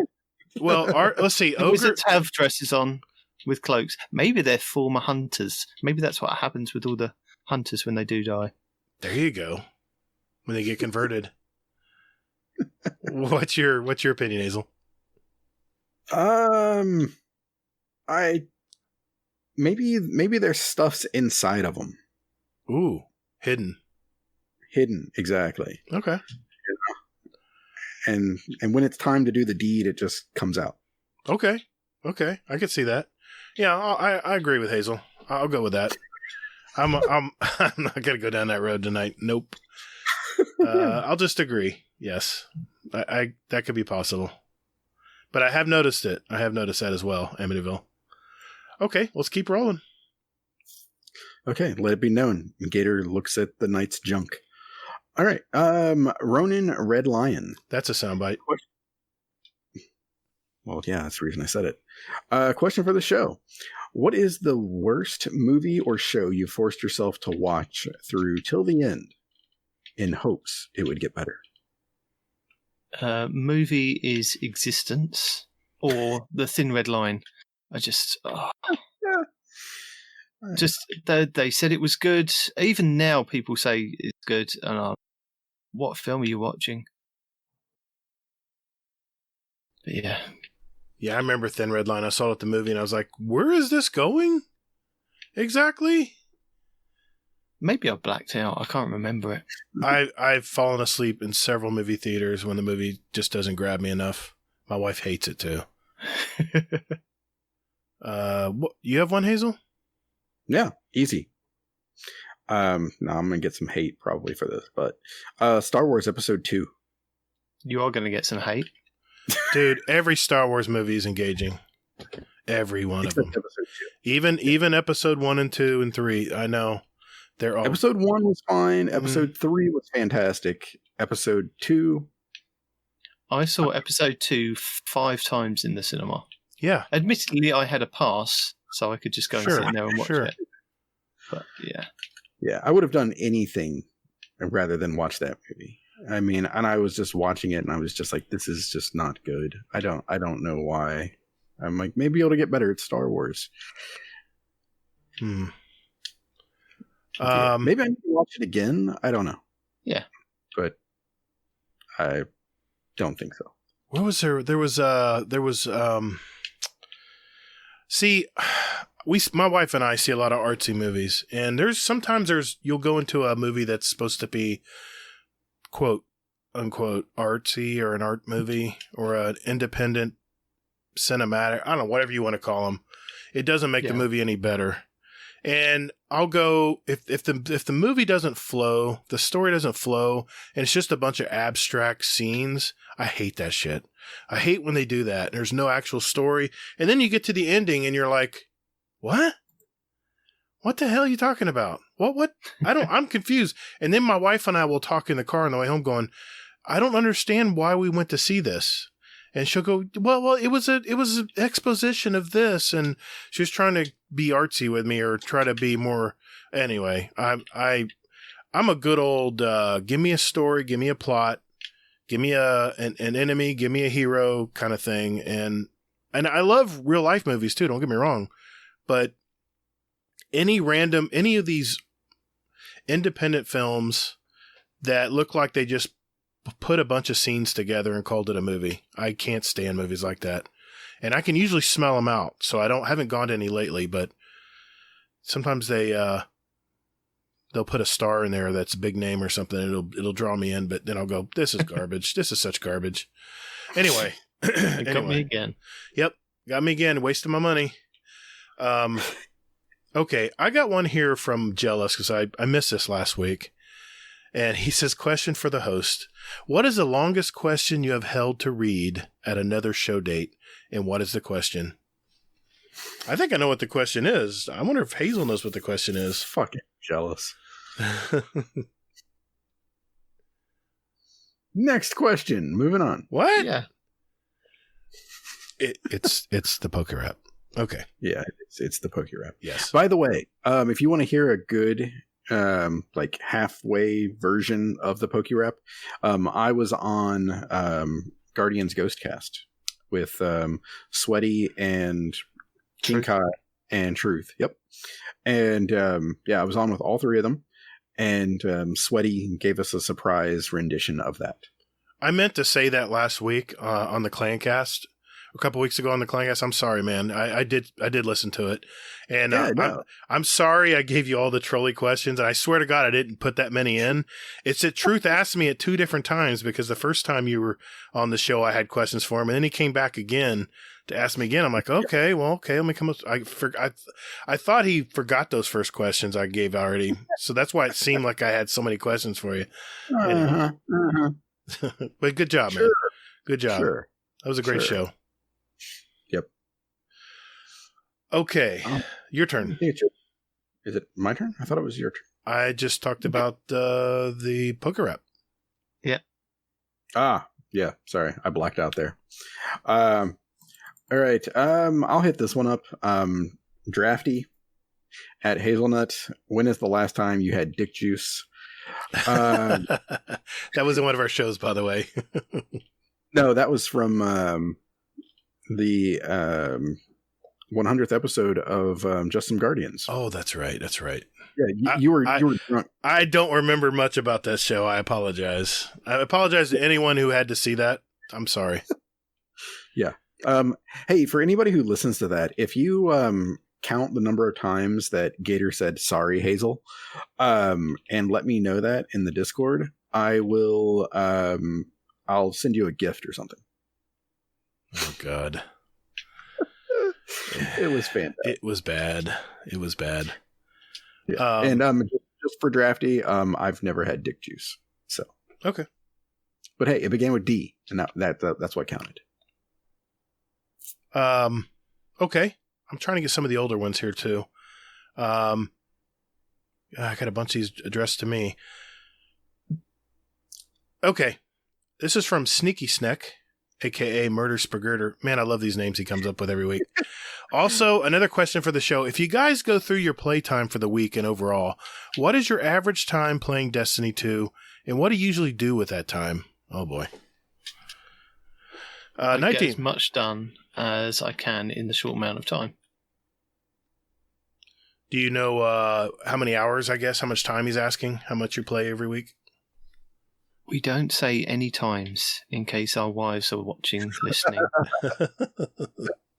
If you'll notice, we never bring up time wasted on Destiny on the podcast. I did notice that. Case. Okay. Because if we mention anything to do with the amount of time I've wasted on Destiny, that's ammunition. Good point. Good point. And it's on audio. It's forever. You can't dispute it.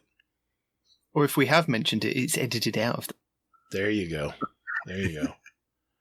Well, I'll still pose it to Hazel. Yeah. So what I do is every day I log in. I go to each of the planets. I pick up the planetary bounties. Bullshit. And no, you don't. You're full. You can do that from the app now. Stop lying. Yes. Thank you. Yeah, no. I'm pretty much, I go in with the sole purpose of, knocking something out, either a raid, trying to get a gun, something along those lines. And then I pretty much do maybe PvP and then I'm out. Okay. Yeah. Yeah. Okay. Next question. Let's see. What? Okay. I'm very efficient when I play Destiny because I usually play for an hour before I go to work in the morning. And then I usually play at nights. I try to play every night, but now that I have a podcast, it's not as easy to do. I know exactly what JC Jesse went through now because I know when he was running his podcast, I wanted to game with him so much in the past, but then I realize now why he had such a limited time playing. So, yeah. I first thing I do is grab gun bounties because it's always important to keep getting enhancement cores. And I get those first, and then I go in orbit, I pull up the app, and I see what quick, emphasis on quick, planetary bounties there are. Usually I'll go to EDZ and then Nessus, because those are the quickest to get to and the easiest to find stuff to do, and knock those out right away. And then from there, I decide on what I'm going to do at night. I usually work on one segment that I'm usually a seasonal challenge, I'm sure. Or if it's Guardian games, it's like getting triumphs because I'm moving up on sin slowly but surely. I'm gonna be like a small cobra, just a little snake, or better yet, a hissing alligator that just slowly moves up behind you, not even seeing them. Yeah. Hazel's like, whatever. All right. I got one from good old Uncle Scumdeath here. He's put so many good questions in over the year here. Okay. I've sat in the woods with the dogs and felt this weird squirming up my trousers leg and found a worm climbing up my shin. So my question is, what's the weirdest thing that you have found inside your clothing? Do trouser snakes count? Oh, someone else's? Sorry. No. God, no. Whoa. I'm sorry. Okay. It was Nidedemon's time to answer. The weirdest thing I found in my trousers. That's what he's asking. I don't think I've ever found anything weird in my trousers that shouldn't be there. No, sorry. You obviously haven't worked in my field.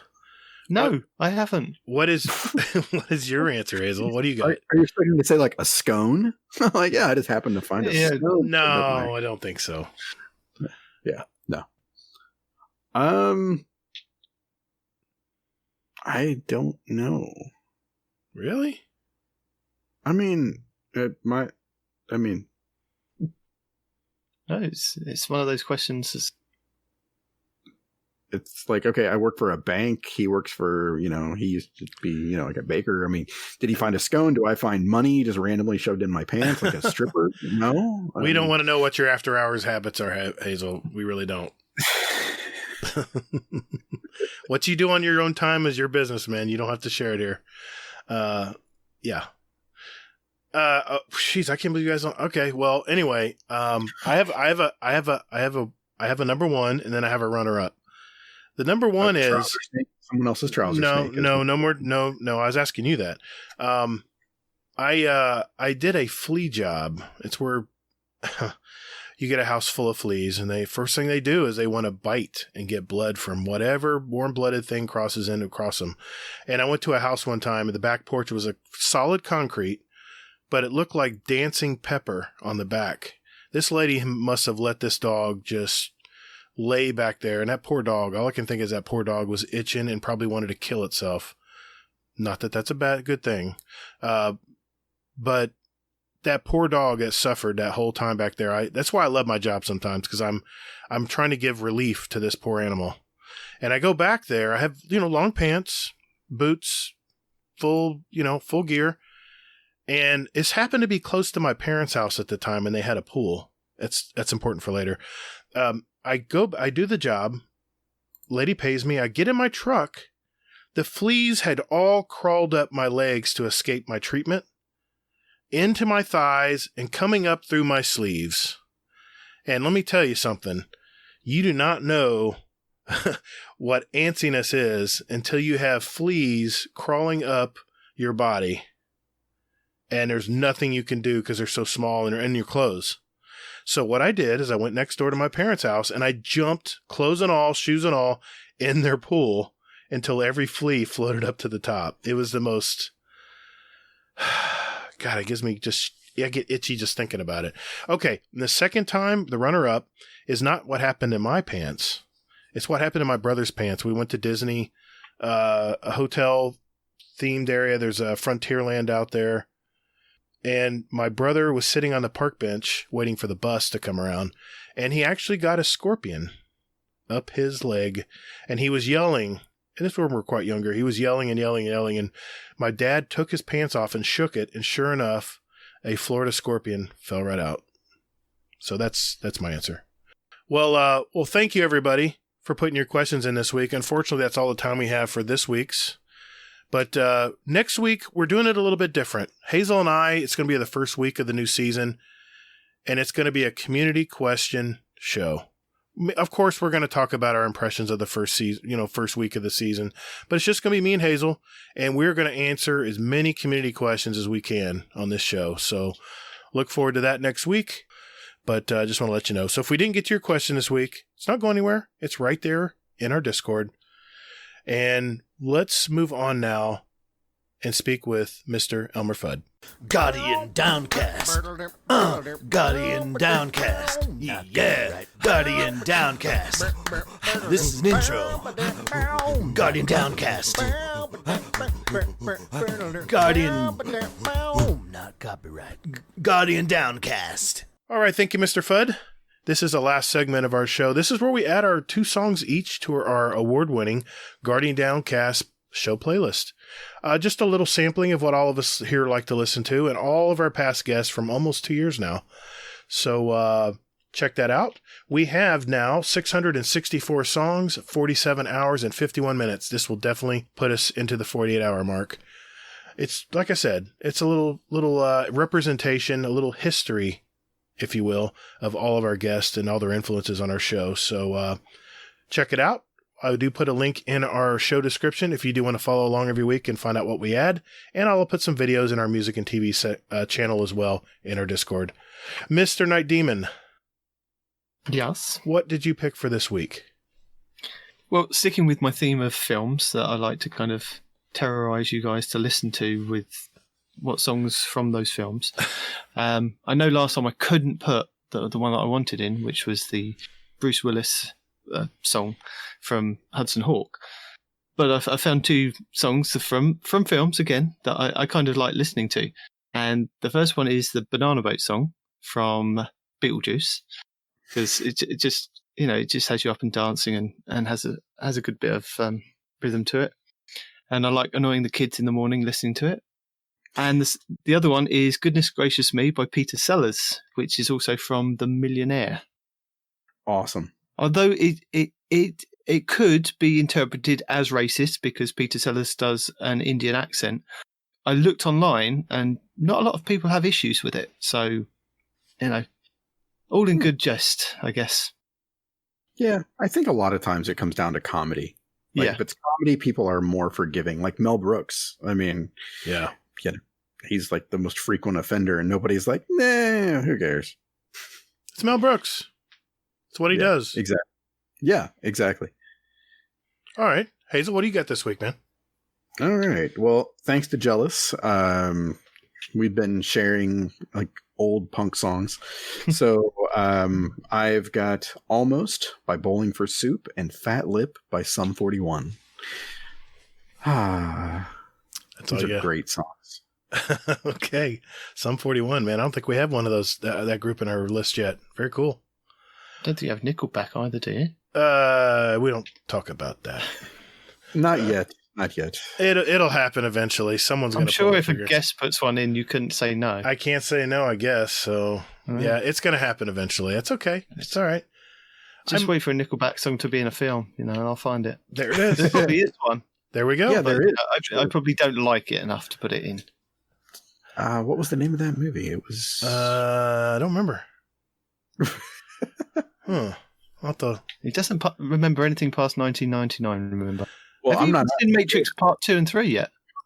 Of course, I've seen those. Of course, they're never as good as the original, but they're still good.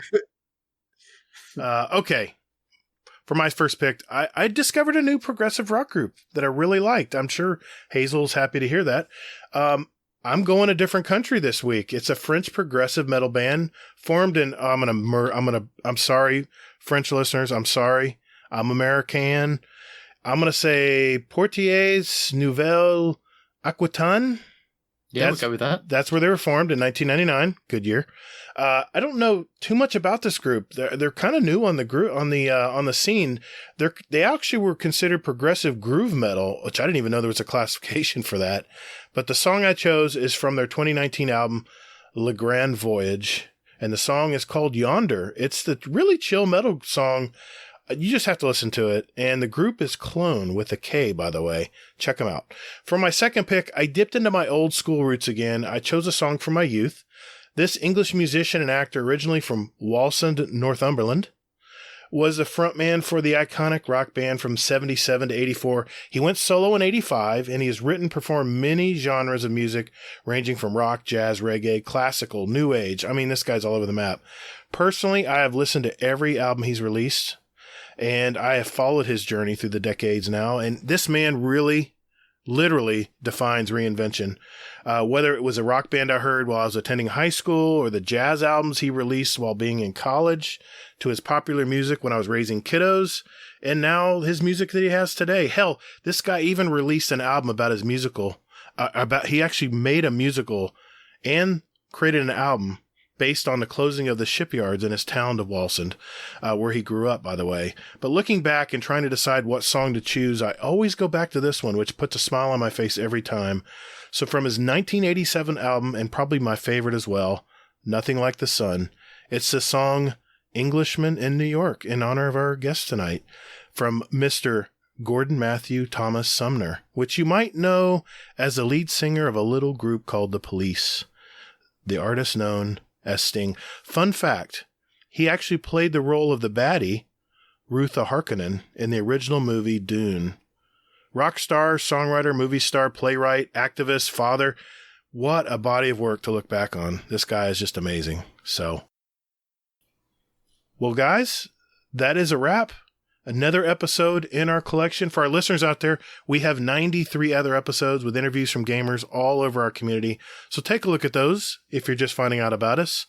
And thank you, Mr. Nitedemon. We really appreciate you coming on tonight. We could talk forever with you. I mean, you have such great conversation. I love your insights on the game that we all love. But this is the part of our show where, we want you to plug your podcast and where people can find you. So what do you got? I have a podcast with two other friends, Parodian and Respawn, Two Titans and a Hunter. And you can reach us at twotitansandahunter@hotmail.com or on Twitter. There's Facebook, Instagram, or you can contact Gatr and Hazel and they'll get a message across to us. Absolutely. Yeah. Definitely. Thank you, sir. We really appreciate it. Yeah. Thank you very much for having me on tonight anyway, guys. Yep. I appreciate it. Hazel, where can we find you, sir? Anywhere and everywhere. Hazel NT. And please, definitely friend me on Xbox. I went to get on the other day, and I was like, all right, day one, let's go. And there was nobody there. They're there. They just got to find you, man. You'll get it. Yeah, I know. You'll get flooded with friend requests, I'm sure. Yeah. I'll have to send you one, too, if I can get my Xbox up and running. Anyway, you can contact me on Twitter at Todd the Gatr. Remember, that's Gatr. You can also find me on Steam and PS4 as Gatr, all caps. Gatr underscores in between. I'm also on YouTube, Gatr-Guardian Downcast, where we also post our episodes every week. You can find us, our podcast, on whatever app you use out there to capture your podcast, or just visit our website, guardiandowncast.com. All our contact stuff's in there, so just go there and it'll tell you where to go if you want to find out about us. We have a bunch of great gamers in our Discord as well. Just search for Guardian Downcast, and I always put a link in our show notes. If you decide you want to join our Discord community, we always welcome you. So we hope that you'll do that. And we can't end the night without, of course, a Scumdesk Corner. Hello, and welcome to Scumdesk Corner. I have a bit of a problem. I watch American movies, and in every American movie, when people are driving along, they pick their phone up, they hold it to their ear, and they're yapping to somebody. And in England, if you did that, you'd get massive penalty points on your driving license, and you would get a massive fine. And that type of person is the type of person who's not paying attention and knocks me off my motorbike and kills me. So, it's a Scumdesk Corner, but it's also a question. Is it just for the film that Americans are on their phone when they're fucking driving, or is it a reality? I don't know, because if in where most of you live, you can drive along and use your phone, then obviously you won't have many motorcyclists on your fucking roads anymore because they'll all be bloody dead. It might just be, I don't know, what do you call it? I don't know. But I'm not happy about it. I just want to know, can you answer me this question? Whether you all drive around with the phones against your ears, yapping away, or not. I'm not very happy. I hope it's just for the movies. I hope it's not a reality, guys. Anyway, don't use your phones when you drive, please, because people like me like to stay alive. It might just be prejudice. I don't know. But it might just be the movies. And we all know all movies are bullshit. Anyway, love you all. You can answer this in the Discord if you want. But I just had to get it out there. I just watched a movie and they're all on their bloody phones when they're driving. And it's like, screw you. Anyway, I'll stop ranting. Goodbye. Love you all. Don't phone and drive. Continue to be safe, everybody. And more importantly, take care of one another. Guardians are measured by their ability to come back from defeat. So stand. Fight! Thank you all so very much for listening. And later, Guardian. Get toddled. Bye.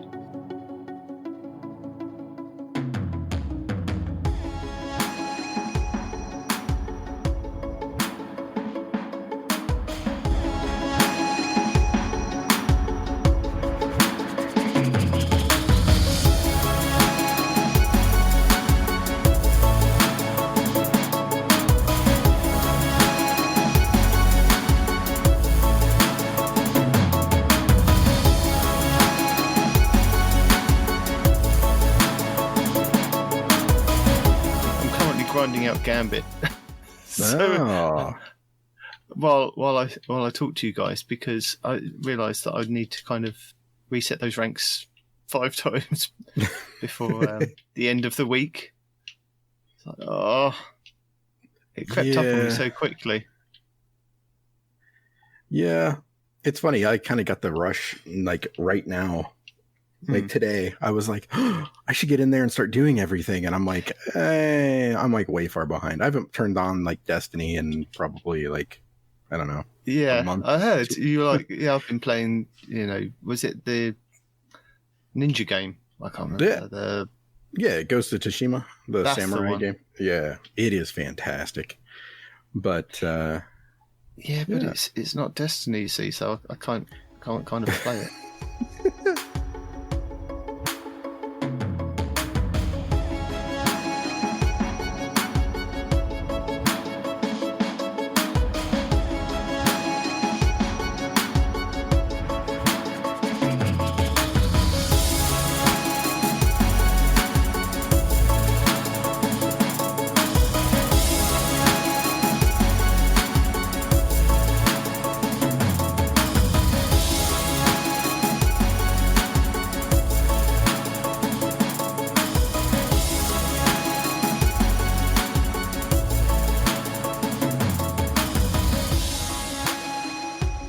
You guys are serious. You can't hear the sound. No. You guys aren't fucking with me, right? No respawn. We can't hear you. Unbelievable. When it affects your... You beat me to it, Nitedemon. You need to enable hearers. My wife goes, "Is that Nintendo Man?" And I was like, "Yes." And she's like, "Ah." She's like, "I want to listen to that one." Okay, you don't hear this, right? Signature. Questions. There we go. Hear anything? You can hear it, son of a bitch. You just laughed. You heard? I laughed. We're laughing because we can't hear anything. Oh my god, I'm going nuts. It's for real, going like this. Hey guys, listen. Yeah. Oh my god. Exactly. Nothing. Oh well. We'll do it the old-fashioned way then. God damn. No. You persist. Respawn. We've got all night. You persist. System output volume. Bleep out volume. You can't hear me doing this. You guys are fucking with me. No. I know you're fucking with me. No, we're not. Okay. So here's what I want you to do. Okay. Let's go ahead and run the episode like you're doing them. And we'll just carry on like you're doing nothing because that's what we hear. Surely you could stop the recording, go back and listen to see if we're completely bullshitting you. Are you serious? Well, he might hear it on his end, but we may not hear it on ours. But then if it works on his end, then at least he doesn't have to worry about it. Voice changer volume, sound volume. Yeah, got that. Bleep out volume. System output volume. Got that. It's all set. Have you tried turning it off and on again, sir? I'll try that. Kingsley. I can't believe I just bought this damn software, and why isn't it working? Thank you, sir. Please thank your wife if she's listening. Thank you, Mrs. Nitedemon. Thank you for keeping him up late. It's been a long night. I'm sure you're exhausted as well. Anytime you want us on, man. If it's early morning, I'll get up, dude. I'll get up. I know you've had me on your show before, and I'm sure Hazel would love to come on as well. So yeah, we already talked about that. Good, so. Excellent. Yep. Well, I'll let you go, sir. Thank you for thank you for keeping it interesting tonight. Yep. Yeah, thank you, man. That's all right, no problem. This was Thanks, fun. Guys. Good night. Have a good one. Bye.